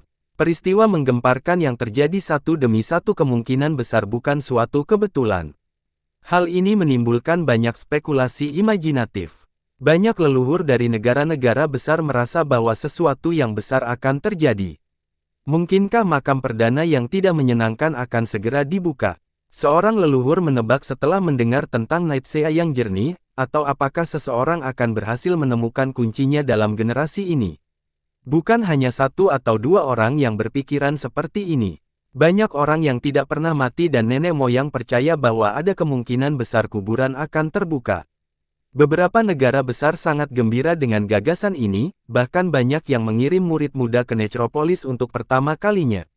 Hal seperti itu tidak mengejutkan karena kuburan perdana yang tidak menyenangkan penuh dengan godaan. Bahkan para abadi dan leluhur yang telah mengalami banyak badai dalam hidup mereka tidak dapat menahan diri. Banyak rejeki besar menanti mereka jika mereka bisa masuk kubur. Siapa yang tidak ingin mengambil bagian dalam petualangan legendaris ini? Dan bagian yang paling menggiurkan adalah rumor tentang kuburan yang berisi teknik keabadian. Tidak ada satupun tokoh besar yang mampu duduk diam memikirkan hal seperti itu, terutama para leluhur yang hampir meninggal. Ini adalah satu-satunya cara untuk menghindari nasib yang tak terelakkan. Janji kehidupan abadi adalah sesuatu yang bahkan dapat memikat kaisar abadi. Hanya dalam waktu singkat, banyak pendatang muda memasuki Necropolis dari seluruh dunia suci Nether. Pada hari kedua setelah perubahan terjadi, masyarakat menemukan pusaran air di tengah Nightsea. Pusaran air ini mencapai sampai ke dasar laut. Beberapa petualang menyusun pusaran udara dan menemukan lautan luas lainnya tepat di bawah Nightsea. Ini adalah dunia misterius baru, dunia yang belum ditemukan sebelumnya. Para petualang tercengang setelah menemukan lautan luas di bawah air. Saat ini, orang-orang mulai menjelajahi lautan ini untuk menemukan kekayaan di seberang pantai. Penemuan ini dengan cepat bocor. Alam misterius dan belum pernah ditemukan sebelumnya tepat di bawah Nightsea telah ditemukan, jadi bagaimana mungkin orang lain tidak terkejut? Mungkinkah harta karun di Necropolis akan segera terbentuk? Setelah mendengar tentang alam misterius ini, beberapa leluhur dari kekuatan besar memikirkan tentang legenda tertentu. Hingga saat ini, Necropolis telah menjadi surga harta karun bagi para pembudidaya muda. Banyak dari mereka menggali benda-benda besar di kota. Selama jutaan tahun, terdapat legenda tentang harta karun tertinggi, senjata ilahi, dan gunung harta karun misterius. Harta karun tertinggi dan senjata ilahi telah ditemukan sebelumnya. Temuan yang paling terkenal adalah tentang Kaisar Abadi Jutian. Dikatakan bahwa, pada usia muda, Kaisar menemukan harta karun yang tak tertandingi di sungai hantu yang memungkinkan dia menempuh jalan menuju tak terkalahkan. Kisah ini diketahui dan diwariskan kepada generasi mendatang. Karena kekayaan Kaisar Abadi Jutian, banyak orang yang kemudian berlari ke Necropolis untuk mencari harta karun. Necropolis memang memiliki harta karun dan senjata ilahi tertinggi. Ini bukan sekedar rumor tak berdasar, namun, harta gunung karun mistis itu selalu menjadi misteri. Dahulu kala, konon ada gunung harta karun di Necropolis. Secara spesifik dan nama gunung tersebut masih belum diketahui. Rumor mengatakan bahwa harta karun ini bahkan dapat membunuh dewa dan menyegel semua ahli di dunia ini. Singkatnya, ada banyak kepercayaan seputar gunung ini, tapi belum ada yang pernah melihatnya sebelumnya. Bahkan Kaisar Abadi telah datang ke Necropolis untuk mencarinya, tetapi mereka semua tidak berhasil. Karena tidak ada seorang pun yang pernah melihatnya sebelumnya, muncullah dua pandangan yang berbeda. Ada yang menyatakan bahwa tidak ada gunung harta karun di Necropolis dan itu hanya rumor belaka. Yang lain menyatakan bahwa gunung harta karun itu memang ada dan ada prinsipnya dengan seni abadi untuk kehidupan abadi. Pandangan kedua sangat didukung oleh fakta bahwa Kaisar Abadi Diyu kembali ke Necropolis untuk mencari gunung harta karun ini di usia tua. Oleh karena itu, banyak orang yang menghubungkan keduanya. Perubahan mendadak di Nightsea seiring dengan ditemukannya dunia bawah tanah baru yang misterius membuat orang memikirkan banyak hal. Selama jutaan tahun, tidak ada yang pernah melihat gunung harta karun ini, tapi sekarang, ada alam yang belum ditemukan sebelumnya tepat di bawah Nightsea. Hal ini membuat orang berpikir bahwa gunung itu berada di dalam alam misterius ini. Setelah ide ini terbentuk, kekuatan besar yang tak terhitung banyaknya mengirim para penggarap muda ke Necropolis. Terlepas dari apakah itu untuk kunci makam perdana yang tidak menyenangkan atau untuk gunung harta karun mistis, risikonya sepadan. Oleh karena itu, hanya dalam 10 hari yang singkat, murid dan keturunan kekuatan besar terus muncul di Necropolis, banyak dari mereka adalah orang-orang jenius yang terkenal. Dalam waktu singkat, Necropolis menjadi sangat ramai seiring dengan banyaknya anak muda yang berbondong-bondong datang ke kota. Bahkan keturunannya pun rela menjelajah ke tempat berbahaya ini. Beberapa orang yang sangat kuat mendapat cukup banyak perhatian. Misalnya, biksu hantu. Dengan nyanyiannya, seorang biksu mencapai langit untuk tiba. Saat biksu ini muncul di dalam Necropolis, nyanyian Buddha bergema seolah-olah banyak Buddha sendiri yang telah tiba. Namun, pemandangan ini berbeda karena, alih-alih memiliki suasana damai yang khas dari keyakinan, yang ada justru udara yang lebih gelap dan seolah suram olah para Buddha jahat telah tiba. Biksu ini memancarkan kehadiran yang dingin namun sakral. Dia tampaknya telah berubah menjadi Buddha di bawah, menyebabkan orang lain menjadi sangat waspada. Tuan muda suku hantu Zen, biksu hantu telah datang. Suku hantu Zen adalah suku besar di Sungai Hijau, itu adalah kelompok yang sangat kuat dalam ras hantu. Anggota mereka dilahirkan dengan kepala gundul dan tanda penahbisan, jadi mereka ditetapkan menjadi biksu sejak lahir. Biksu hantu adalah anggota suku ini, dia adalah seorang jenius terkenal di Green River bagian barat. Rumor mengatakan bahwa dia telah memperoleh rahasia hukum Zen yang membuka jalan menuju masa depan yang menjanjikan. Kedatangan biksu hantu seharusnya bukanlah hal yang mengejutkan, tetapi bahkan anak 100 klan pun ada di sini. Kata seorang pemula muda, 100 anak klan juga ada di sini. Jenius yang bisa dianugerahi gelar legendaris Dewa Raja. Tidak ada kekurangan orang jenius di antara para pemuda yang tiba di Necropolis. Namun, dibandingkan dengan karakter-karakter terkemuka seperti Gosmong, para jenius lainnya ini tidak ada apa-apanya jika dibandingkan. Di Green River bagian barat, anak 100 klan adalah seorang jenius yang setara dengan biksu hantu. Keduanya disebut sebagai dua pakar sungai muda hijau, sangat luar biasa di kalangan generasi muda. Anak 100 klan berasal dari kerajaan dewa, sebuah negara besar yang pernah memiliki 8 raja dewa, sebuah pencapaian yang cukup menakutkan. Anak 100 klan adalah favorit para tetua kerajaan dewa karena mereka percaya bahwa dia juga bisa menjadi raja dewa di masa depan. Saya telah tiba. Kemunculan pria lain pun sangat mengejutkan. Sebuah kaki besar turun dari langit saat dia melangkah ke Nightsea. Begitu dia berdiri di atas Nightsea, bahkan udara yang naik pun tidak bisa menenggelamkan sosoknya. Saat kaki ini menghilang, semua orang melihat seorang pemuda pendek berdiri di atas permukaan Nightsea. Tingginya hanya setengah dari manusia biasa, namun tidak ada yang berani memandangnya dengan jijik.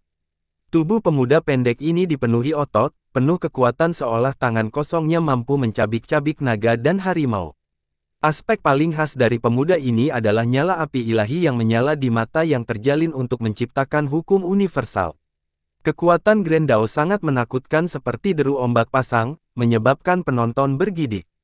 Anak suci bulan sabit Titanic.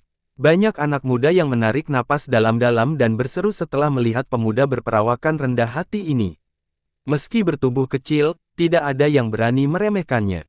Sebaliknya, banyak orang jenius dengan cepat mundur dengan ekspresi berubah. Tanah suci bulan sabit Titanic adalah garis keturunan kaisar yang sangat bergengsi di wilayah berkabut bagian utara, itu diciptakan oleh Kaisar Abadi Jutian.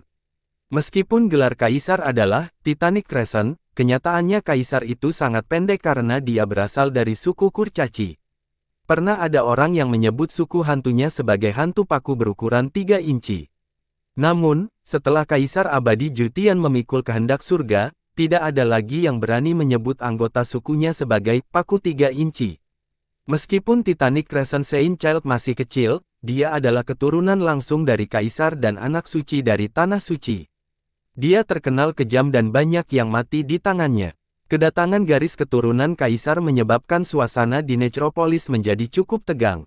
Bahkan keturunan kaisar tidak bisa lagi duduk diam.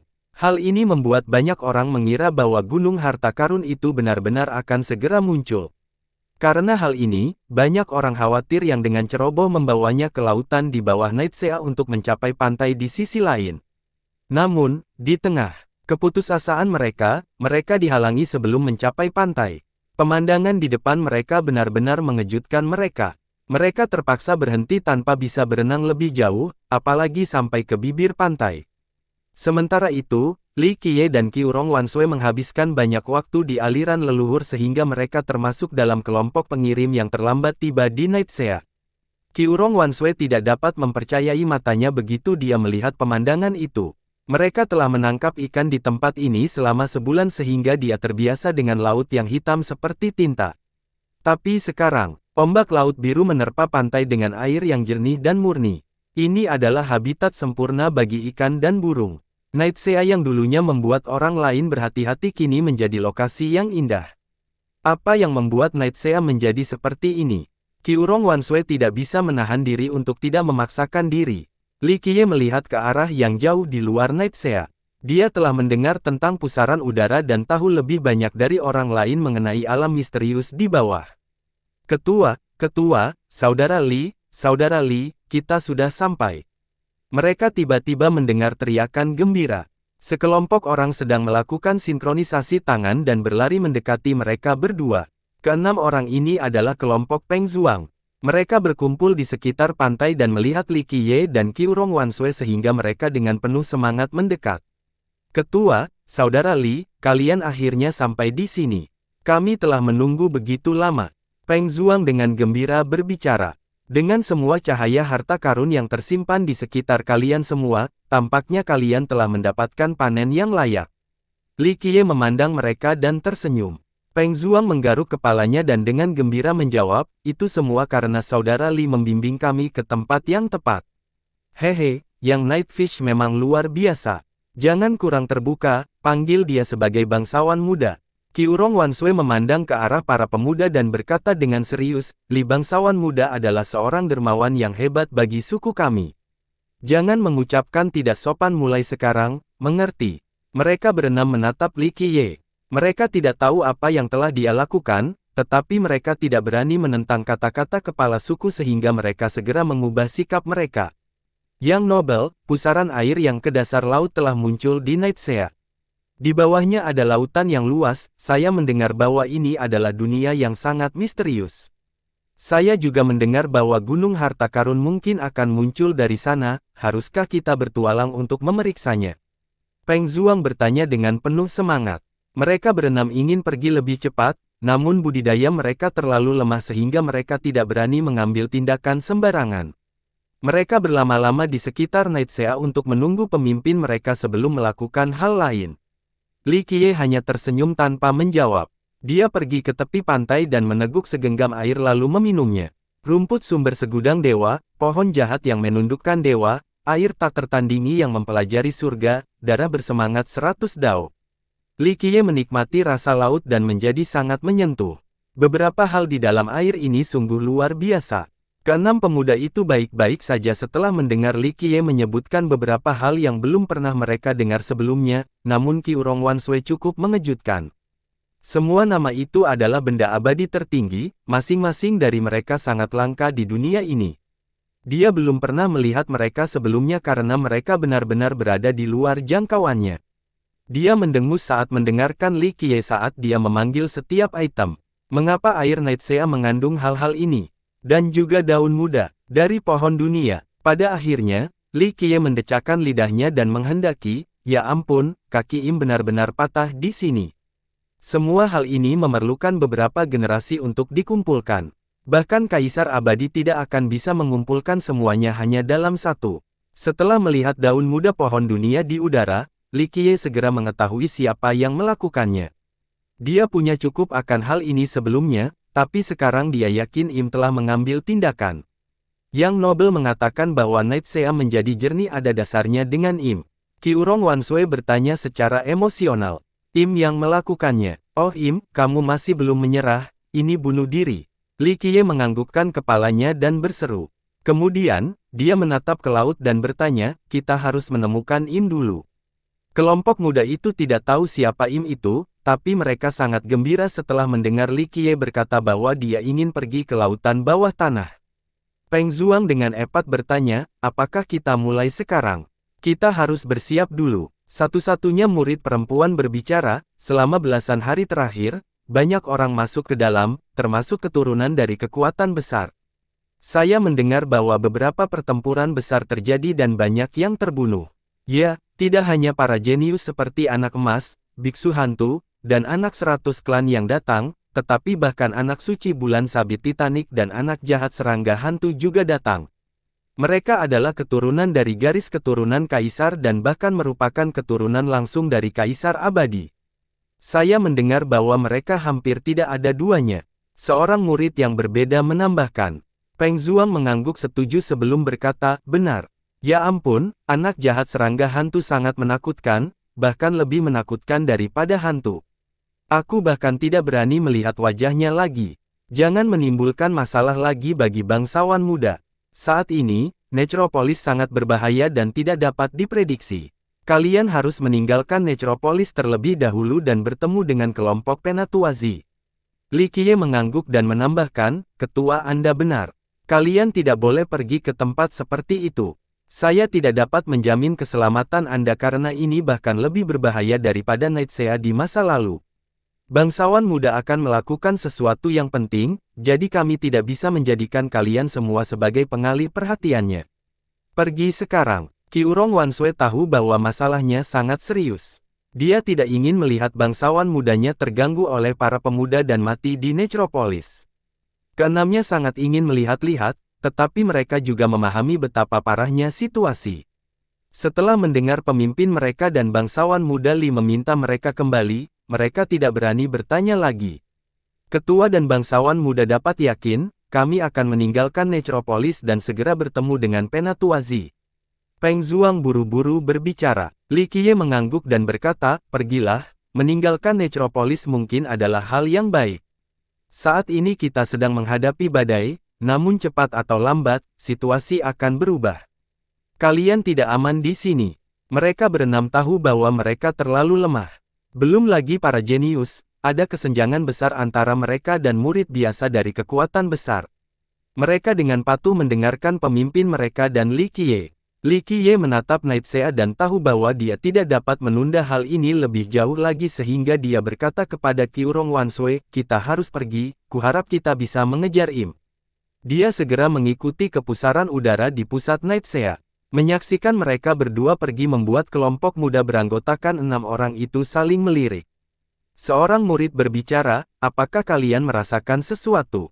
Hehe, bangsawan muda dan ketua sepertinya telah banyak berubah. Dalam waktu singkat ini, aku pikir juga begitu. Murid perempuan itu menambahkan, saya pikir mereka jauh lebih dekat. Apakah kalian memperhatikan? Tatapan kepala suku di bangsawan muda sangat lembut. Yang lain menggaruk kepalanya dan berkata, apakah kamu yakin? Akankah mereka benar-benar menjadi pasangan?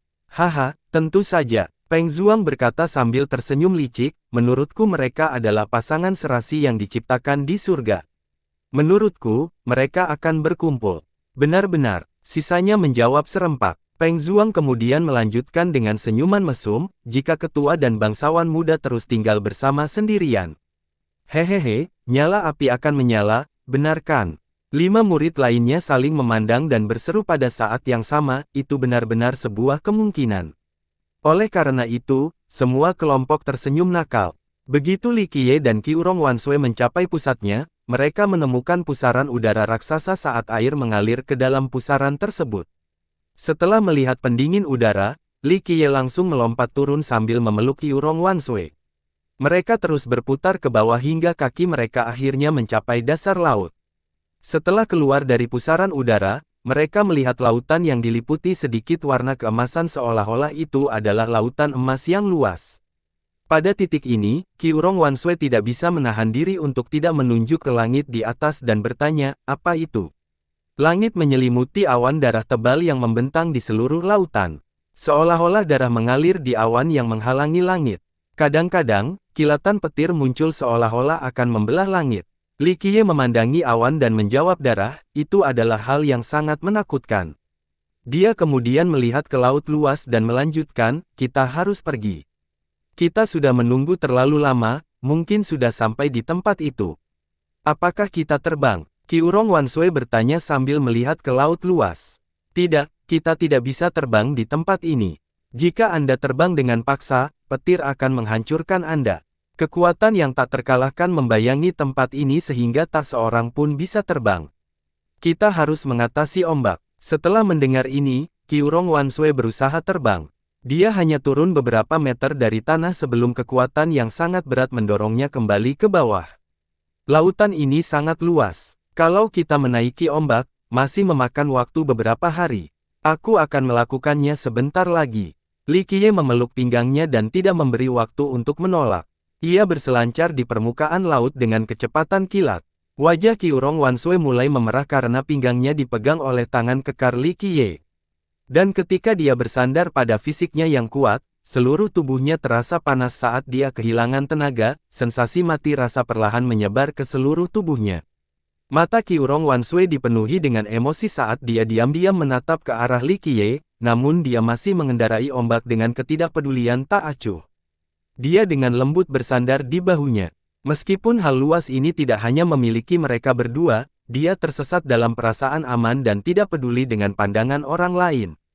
Dia hanya ingin memeluknya lebih erat lagi. Meskipun Li Qiye secepat kilat, lautan ini sangat luas sehingga dia tidak bisa mencapai pantai dalam waktu singkat.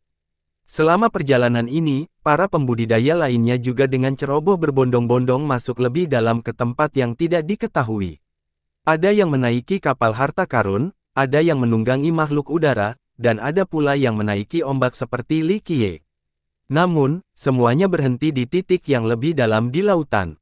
Banyak yang mencoba metode berbeda untuk melewati ini, namun semuanya gagal. Bahkan para jenius pun harus menyerah pada saat ini, seperti Ghost Monk, Golden Child, dan 100 Clans Child. Bahkan keturunan kaisar seperti Titanic Crescent Saint Child dan Ghost Insect Evil Child juga diblokir. Keajaiban arogan ini menggunakan berbagai metode dan menghabiskan banyak harta tanpa hasil. Semua orang merasa bahwa Gunung Harta Karun Necropolis harus berada di sisi lain, jadi tidak ada yang mau pergi, mereka semua tinggal di sini, menunggu. Banyak dari mereka memutuskan untuk membentuk aliansi untuk mengatasi blokade yang sulit ini. Tentu saja, kam terbesar adalah milik anak jahat serangga hantu karena dia adalah keturunan dari garis keturunan seorang kaisar. Kelompok biksu hantu dan anak 100 klan juga memiliki daya tarik yang sangat tinggi. Di tengah diskusi tentang cara melewati lautan ini, sebuah berita mengejutkan muncul di seluruh dunia suci Nether. Tian Lunhui telah keluar dari sesinya dan datang ke Necropolis untuk mempelajari lebih lanjut tentang mistisisme tempat ini. Tidak ada yang tahu siapa yang menyebarkan berita ini secepat itu. Berita ini sampai ke perbatasan Nether bagian timur dan Necropolis. Belum lagi generasi muda, bahkan generasi sebelumnya pun cukup was-was. Setelah mendengar ini, Raja Hantu dari generasi sebelumnya berseru, Tian Lunhui, yang paling misterius dari 3 pahlawan, akhirnya bergerak. Tian Lunhui, salah satu dari 3 pahlawan di dunia suci Nether, bisa digambarkan sebagai kekuatan yang bisa membuat dunia gemetar ketakutan. Dia berasal dari kerajaan kuno segala era dan merupakan keturunannya. Bahkan ada yang mengatakan bahwa Raja Hantu kerajaan saat ini ingin menyerahkan tahtanya kepada Tian Lunhui tetapi ditolak karena Tian Lunhui ingin fokus pada budidaya. Kerajaan kuno segala era merupakan garis keturunan dengan 2 kaisar. Meski tidak sebanding dengan Myriad Bonestrone yang cemerlang selamanya, namun tetap saja sangat tangguh. Beberapa orang mengira itu adalah keajaiban era kaisar. 2 kaisar keluar dari kerajaan dengan selisih 1 generasi. Ini memang merupakan kejadian yang sangat langka. Yang lebih tidak biasa lagi adalah kaisar pendiri, bersama dengan kaisar kedua, memiliki 2 gelar pemerintahan yang sangat unik. Mereka disebut Kaisar Abadi Yixi dan Kaisar Abadi Ersi. 1. Yixi sama dengan era pertama, Ersi sama dengan era kedua. Ada rumor yang menyatakan bahwa setelah Kaisar Abadi Yixi memikul kehendak surga, dia bersumpah untuk mengendalikan siklus gambaran untuk mencapai keabadian dan membangun kerajaan abadi. Sumpah ini mengejutkan seluruh dunia. Bereinkarnasi dari generasi ke generasi untuk mencapai keabadian, tekad yang begitu mendominasi. Sejak dahulu kala, belum ada seorang pun yang berhasil mengendalikan siklus transformasi. Orang mengatakan bahwa tidak ada seorang pun yang dapat bertahan selamanya dalam siklus samsara atau bahwa tipisnya hanyalah sebuah legenda. Namun anehnya, ketika Kaisar Abadi Ersi lahir, dia sudah memiliki totem Kaisar Abadi Yixi. Hal ini menyebabkan gempar seluruh dunia. Banyak yang percaya bahwa Kaisar Abadi Ersi adalah tayangan dari Kaisar Abadi Yixi. 1. Totem di sini mungkin hanya berupa tanda atau tato suku, bukan tiang totem. Seperti yang diperkirakan banyak orang, Kaisar Abadi RC memang memikul kehendak surga dan menjadi Kaisar Abadi, yang selanjutnya menyebarkan gagasan bahwa ia adalah pencipta Kaisar pendiri. Oleh karena itu, banyak yang mempercayai bentuk perwujudan ini. Namun, setelah Kaisar Abadi RC, tidak ada lagi tanda-tanda yang digambarkan di kerajaan kuno segala era. Tampaknya olah dia tidak lagi sukses. Begitulah, sampai hari kelahiran Tian Lunhui. Pada hari kelahirannya, dia memiliki totem Kaisar Abadi Yixi. Dia ditakdirkan untuk menjadi luar biasa. Ketika berita tentang dia membawa totem Kaisar Abadi Yixi keluar, seluruh dunia suci Nether tercengang. Nenek moyang dan guru legendaris yang tak terhitung banyaknya percaya bahwa Kaisar Abadi Yixi telah berhasil bereinkarnasi sekali lagi. Beberapa bahkan menyebut Kaisar Abadi Tian Lunhui Sanxi. 3. Sanxi sama dengan era ketiga, ia dilahirkan dengan awal yang mulia dan tak tertandingi, seolah takdir telah menentukan bahwa ia akan menjadi Kaisar Abadi yang baru. Mengenai sekte, Tian Lunhui tidak setara dengan Di Zuo, yang berasal dari singgasana tulang segudang, namun sebagai salah satu dari 3 pahlawan, mendominasinya tidak kalah dengan Di Zuo. Tian Lunhui tidak mengecewakan mereka yang menyebutnya sebagai Kaisar Abadi Yixi. Meskipun dia yang terakhir di antara pahlawan ketiga, kecepatannya adalah yang tercepat. Saat ini, budidayanya tidak terduga.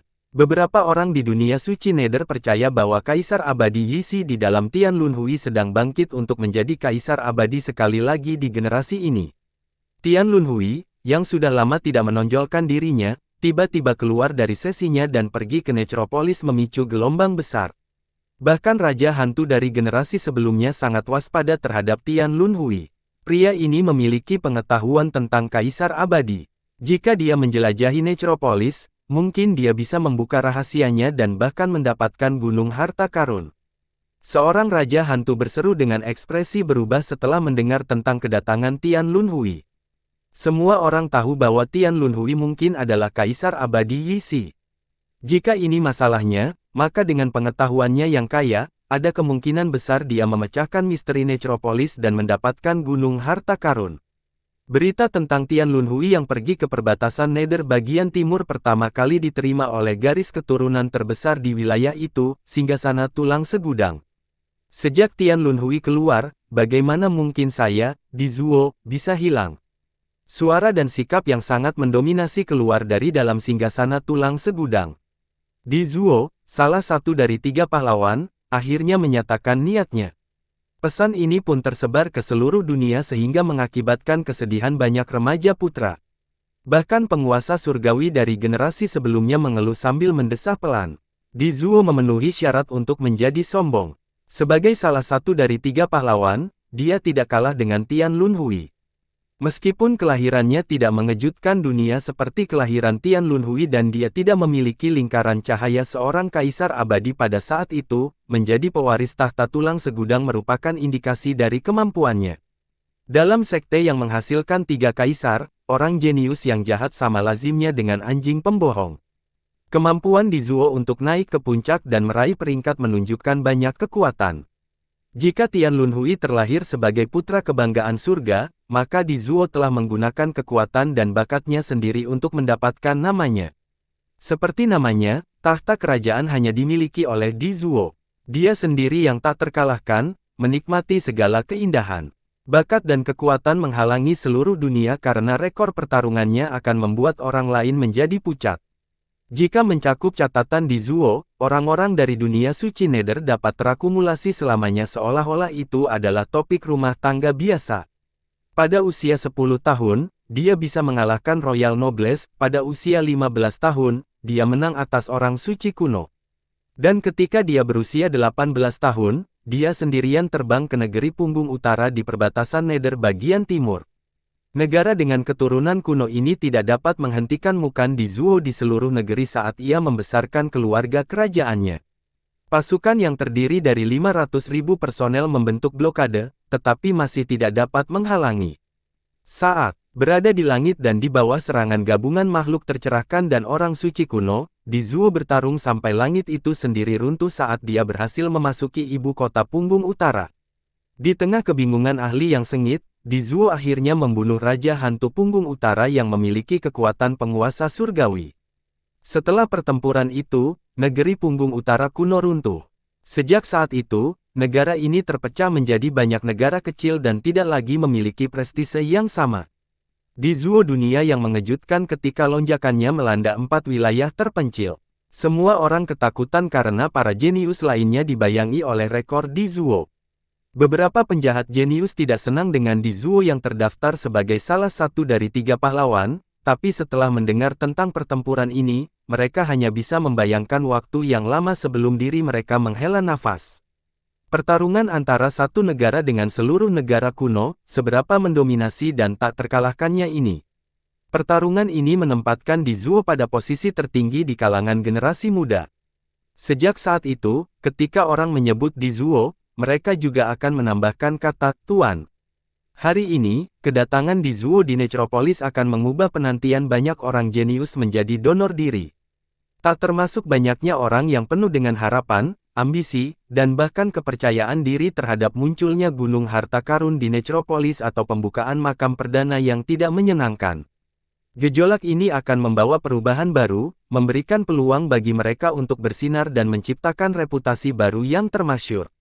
Namun sekarang, setelah mendengar kedatangan Dizuo, semua anak muda yang ambisius ini merasakan aspirasi mereka runtuh. Pahlawan ketiga itu ibarat gunung tak tertandingi yang terus-menerus menekan seluruh pikiran generasi muda. Apalagi orang jenius yang paling sombong pun harus bersedia menghadapi makhluk iblis seperti Dizuo. 1. Devil Spawn sama dengan jenius di sini, istilahnya sama dengan jenius jahat. Setelah mendengar berita ini, seseorang dengan bercanda berkomentar, Tian Lunhui akan datang dan Dizuo juga meninggalkan sesi menusuknya.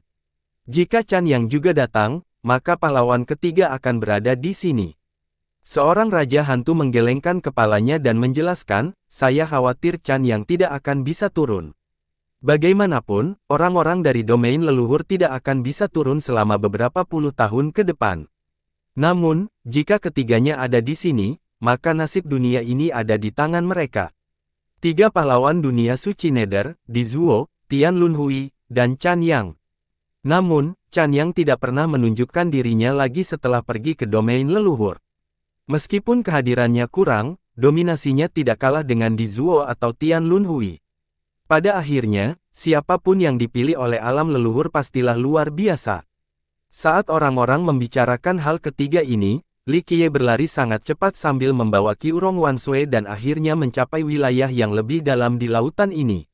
Banyak kejadian muda yang terjebak di sini tanpa bisa melangkah lebih jauh.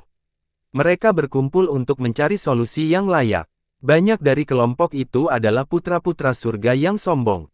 Anak jahat serangga hantu, anak suci bulan sabit Titanic, pangeran percikan ilahi, anak emas, biksu hantu, anak puluhan klan. Manakah dari orang-orang yang tercantum di sini yang tidak terkenal? Namun, begitu mereka sampai di bagian lautan ini, mereka semua menjadi tercengang melihat pemandangan di depan mereka. Mulut mereka terbuka lebar, tidak bisa tertutup dalam waktu lama. Tidak ada yang berani mendekat, mereka hanya memandangi pemandangan itu dari jarak yang aman. Mereka yang datang lebih awal sambil tersenyum berkata kepada orang-orang terkejut yang datang setelahnya, apakah kamu takut? Saya juga sama ketika saya baru tiba di sini. Mereka yang dapat melihat keseluruhan lautan akan mendapati bahwa lautan itu luas dan menjadi 2 bagian. Separuhnya berwarna emas sedangkan sebagiannya lagi hitam seperti tinta. Namun, ini bukanlah aspek yang paling menarik. Separuh emas berada di batas pembagian sedangkan laut hitam terletak di cakrawala jauh. Setiap orang akan melihat pemandangan yang tidak akan pernah mereka lupakan di tempat ini adalah keajaiban yang sangat mengejutkan jiwa mereka. Yang Nightfish yang tak terhitung jumlahnya berkumpul di perbatasan Laut Emas. Pasti ada lebih dari 1 juta. Mereka mengerikan. Yang lebih dekat ke tepi Laut Emas lebih besar dari yang di belakangnya. Banyak yang menangkap yang Nightfish ini di Night Sea dan menemukan bahwa ukurannya tidak terlalu besar dan semuanya berukuran seragam. Namun pemandangan ini menyadarkan mereka bahwa ikan yang mereka tangkap sebelumnya hanyalah jenis ikan terkecil. Ikan di sini berkisar dari seukuran cekungan udara hingga seukuran naga banjir yang membentang ratusan meter. Sementara itu, satu-satunya ikan di tepi Laut Emas adalah makhluk mengerikan yang tak terhitung jumlahnya. Kepakan ekornya dapat mengirimkan udara sampai ke 9 langit sementara satu tegukan dapat menelan seluruh langit. Bukan hanya yang nightfish terbesar di tempat ini tetapi juga ikan terbesar di dunia.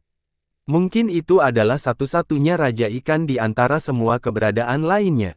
Berkumpulnya ikan-ikan ini menciptakan kecemerlangan gemilang yang melesat hingga ke langit. Awan berdarah di langit mulai berubah. Awan darah di langit tersusun dalam susunan tertentu yang membentuk bingkai. Sementara itu, cahaya yang ditembakkan oleh ikan dijalin menjadi benda abadi yang tak tertandingi saat rune abadi yang tak terhitung jumlahnya melayang ke atas dan ke bawah. Awan darah dalam bentuk bingkai kertas mengandung kekuatan tak berujung untuk membantu esensi ikan mengubah rune ini menjadi artikel abadi. Siapapun akan takut dengan perkembangan ini. Tidak ada yang berani menampilkan artikel abadi tertinggi ini karena akan menyebabkan orang muntah darah jika melihatnya terlalu lama.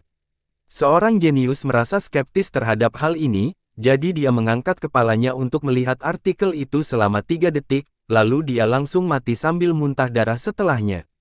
Oleh karena itu, para jenius yang mengapung di laut, seperti anak jahat serangga hantu dan anak suci bulan sabit Titanic dari garis keturunan kaisar, juga tidak berani melihat artikel itu terlalu lama.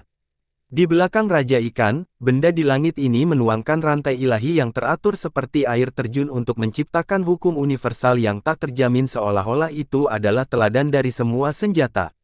Pemandangan ini sudah cukup mencengangkan, namun masih jauh dari selesai. Di seberang lautan emas ada Laut Hitam. Di tepinya, ratusan ribu awak kapal feri membentuk formasi. Orang-orang yang pernah ke Nightsea belum pernah melihat begitu banyak penangan seperti ini sebelumnya. Beberapa orang pernah berasumsi bahwa kebanyakan hanya ada 100 pulau, tetapi sekarang, mereka tahu bahwa itu bukan masalah. Berdiri tepat di tepi Laut Hitam adalah bayangan hitam besar yang mirip raksasa. Kakinya menginjak-injak lautan sambil menjulang tinggi ke langit. Kepala bayangan itu tidak terlihat, tapi memancarkan udara gelap yang membuat orang lain merasa merinding, seolah-olah bayangan ini datang dari dasar neraka. Siapapun yang melihat bayangan ini akan menderita ketakutan. Para penangan feri yang tak terhitung jumlahnya yang hadir semuanya pasokan energi darah hitam yang tidak pernah berakhir yang akhirnya berkumpul menjadi sebuah rune magis misterius dan tampak aneh yang melayang di atas kepala bayangan hitam. Raksasa, rune ini mengirimkan untaian cahaya merah yang menembus kepala raksasa ini. Tidak ada yang berani melihat rune yang menakutkan dan misterius ini. Seorang ahli muda yang tidak takut pada kekuatan jahat ingin mempelajari rune hitam ini. Setelah melihatnya selama 5 menit, dia tiba-tiba terjatuh saat ketakutan dilahap, dia bahkan tidak sempat berteriak. Raja Ikan yang menelan langit dan bayangan hitam raksasa saling berhadapan di lautan ini, membaginya menjadi 2, satu emas dan satu hitam. Keduanya memancarkan kehadiran yang membuat orang gemetar dan memaksa mereka menjauh. Dilihat dari postur mereka, keduanya tampak sangat berhati-hati. Saat mereka mengambil tindakan, itu berarti terkoyaknya langit dan bumi, musnahnya semua keberadaan. Adegan yang mendominasi ini menyebabkan semua orang duduk di pinggir lapangan, menunggu. Dan itu bukan hanya karena pertempuran yang tak terelakkan ini. Tanpa seorang pengemudi kapal feri, para penggarap tidak dapat melewati Laut Hitam. Laut Hitam ini seperti Nightsea dulu. Begitu seseorang menginjakkan kaki di dalam, mereka akan tenggelam di air hitam ini. Tanpa pawang feri, kematian pasti terjadi. Karena konfrontasi antara kedua pasukan ini, jelas sekali bahwa para awak kapal feri tidak akan cukup ramah untuk membawa para penggarap di seberang. Ada yang mencoba mengambil jalan jauh, namun tidak ada hasil. Lautan ini tidak memiliki batas sehingga seseorang tidak dapat mencapai ketinggian. Hanya ada satu pilihan, melewati lautan emas untuk mencapai pantai di sisi lain Laut Hitam. Ada seorang bertabrakan muda yang sangat luar biasa yang menggunakan pusaka keluarganya untuk memproyeksikan ramalan. Dia menemukan pasti ada pantai di seberang Laut Hitam. Namun, tidak ada seorang pun yang bisa melintasinya tanpa bantuan petugas feri. Dan karena konfrontasi ini, mereka hanya bisa menunggu sampai perang berakhir. Mungkin nanti ada kesempatan untuk menggunakan feri. Qiurong Wanshui menjadi pucat karena ngeri setelah melihat kebuntuan ini dan berseru, apa itu? Dia tidak percaya matanya sendiri yang mencerminkan pemandangan mengejutkan ini. Ketika dia menatap artikel abadi tertinggi di langit, Li Qiye segera menutup matanya dan menahannya untuk berkata, "Jangan lihat artikel itu. Ini adalah artikel yang paling mendalam dan mistis di langit dan bumi ini. Sekilas saja tidak apa-apa, tetapi dengan meremehkan Anda, pandangan kedua akan mengakibatkan kematian." Setelah mendengar ini, Qiurong Wanshui tidak berani melihatnya lagi. Dia menarik napas dalam-dalam dan menatap ke arah dua pasukan di jarak jauh. Apa yang sebenarnya terjadi di sini? Dia bertanya secara emosional. Li Qiye memandang ke arah Raja Ikan dan kemudian ke bayangan raksasa sebelum menjawab pertempuran untuk kedaulatan. Dia tampaknya sedikit memahami mengapa orang hanya bisa pergi ke Night Sea dengan bantuan petugas ferry. Jadi ternyata Sang Pawang dan Yang Nightfish adalah musuh. Tidak heran mengapa semua penangan menghilang dalam semalam setelah perubahan. Jadi mereka semua berkumpul di tempat ini. Apakah cakrawala atas Night Sea sebelumnya adalah milik pengelola kapal feri? Tanya Qiurong Wanshui. Li Qiye mengangguk ringan dan menjawab, bisa dibilang seperti itu. Namun, lawannya juga bisa memberikan perlawanan. Yang Nightfish selalu menunggu kesempatan. Im telah mengganggu keseimbangan sehingga keadaan sekarang berbeda. Jadi, kedua belah pihak terpaksa bertemu satu sama lain. Apa yang sebenarnya terjadi? Qiurong Wanshui mau tidak mau bertanya, apa yang dilayani oleh Yang Nightfish dan penangan feri? Apa status mereka di Necropolis? Peristiwa baru-baru ini telah melampaui batas imajinasinya. Segala sesuatu yang dia lihat sebelumnya tidak bisa dibandingkan dengan pertemuannya yang baru-baru. Ini, penghuni pekuburan, petugas feri, Yang Nightfish. Sebelumnya, tidak ada yang merasakan sesuatu yang istimewa tentang ketiganya, tapi sekarang, semuanya berbeda. Rupanya belahan pihak tidak berada di kubu ketiga yang sama. Ternyata yang jadi sentimen adalah warga sekitar, sedangkan ikan dan pawangnya punya posisi khusus. Li Qiye tidak menjawab sambil memeluknya sambil berjalan di atas laut. Mereka secara tidak mencolok mendekati Laut Emas. Dengan banyaknya petani muda yang singgah di sini, tempat ini dengan cepat menjadi pasar yang ramai. Karena penantian yang lama, orang-orang telah merobohkan paviliun dan rumah besar mereka. Mereka bermaksud menunggu di sini sebentar hingga pertempuran berakhir. Saat ini, benda yang paling melimpah di tempat ini adalah kapal-kapal yang berlabuh di laut tersebut. Yang terbesar sebesar kota, sedangkan yang terkecil sebesar perahu kecil. Lalu ada beberapa paviliun dan rumah besar yang tersebar di tengah lautan kapal ini. Setiap orang membangun kemahnya sendiri dan bahkan membagi dirinya ke dalam wilayahnya masing-masing. Lokasi mereka masih sangat jauh dari medan pertempuran sebenarnya karena mereka tidak ingin berada dekat dengan sisi laut tersebut. Pertarungan antara Raja Ikan dan bayangan raksasa akan terlalu menakutkan. Bahkan bisa menghancurkan dunia ini.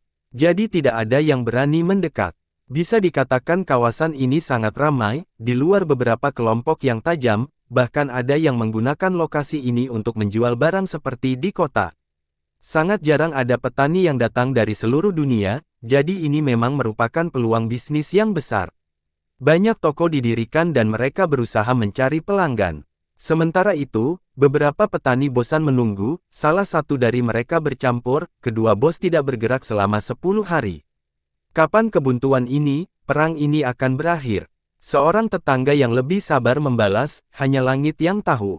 Namun, kita harus menunggu gunung harta karun itu. Selama jutaan tahun, Necropolis telah digali secara menyeluruh, namun tidak ada yang bisa dipasang. Pantai di luar tempat ini adalah satu-satunya lokasi lain yang memungkinkan. Salah satu anggota yang lebih optimis menyatakan tanpa niat untuk keluar, apa yang kita takutkan.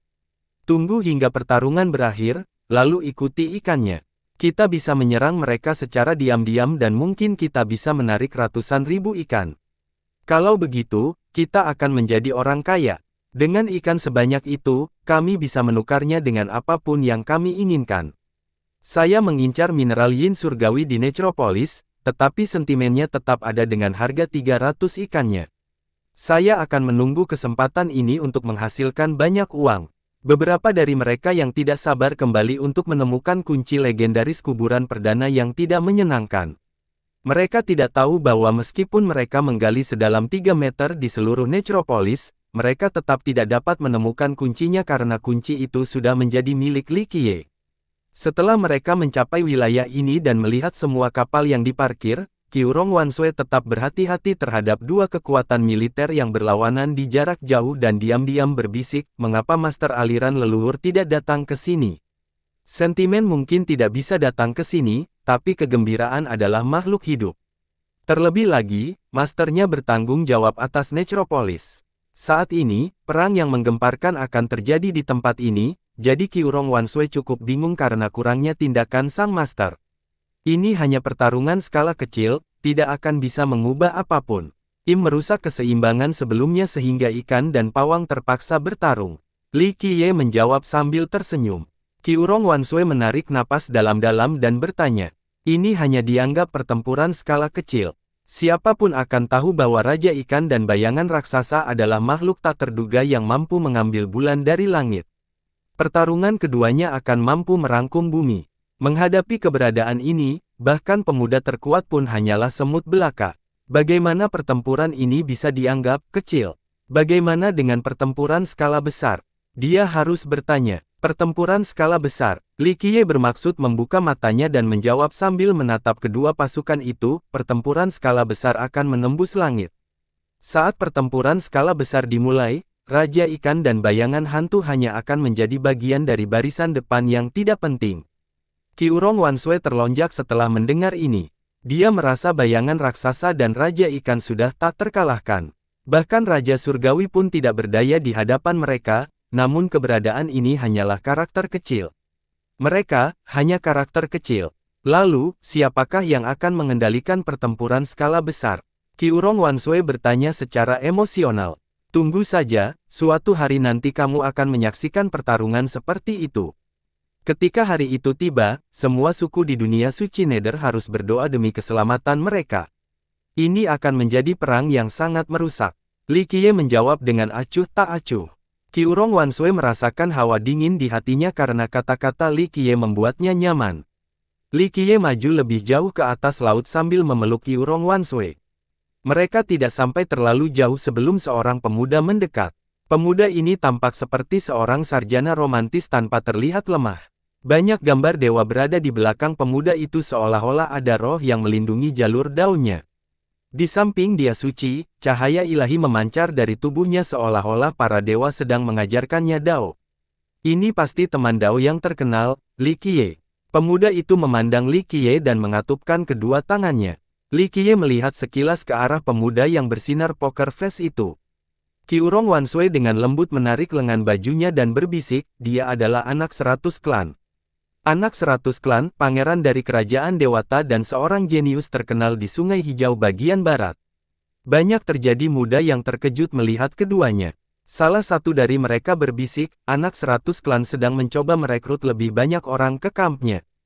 Itu adalah Li Qiye, pendatang baru yang ganas. Dia membunuh Moli Dao dan Yesa dalam satu tarikan napas. Tidak heran mengapa anak 100 klan secara pribadi merekrutnya. Apa yang kamu inginkan? Li Qiye memandang ke arah anak 100 klan dan bertanya. Anak 100 klan cukup sopan dan langsung ke pokok permasalahan sambil tersenyum, saya yakin rekan Daois Li juga ingin mencapai pantai seberang dan dapat memahami situasi saat ini. Menyeberang sendirian tidak mungkin, jadi bagaimana kalau kita semua bekerja sama untuk melintasi lautan? Benarkah? Li Qiye menjawab dengan malas. Dia tidak tertarik untuk bergabung dengan sekutunya karena dia memiliki banyak metode jika ingin menyeberang. Rekan Daois Li mungkin tidak tahu, tapi kami memiliki persekutuan yang terdiri dari ratusan pahlawan muda, semuanya adalah pakar kontemporer yang terkenal. Selain itu, Titanic Crescent Saint Child bertanggung jawab. Selama kita bekerja sama, kita pasti mencapai pantai seberang.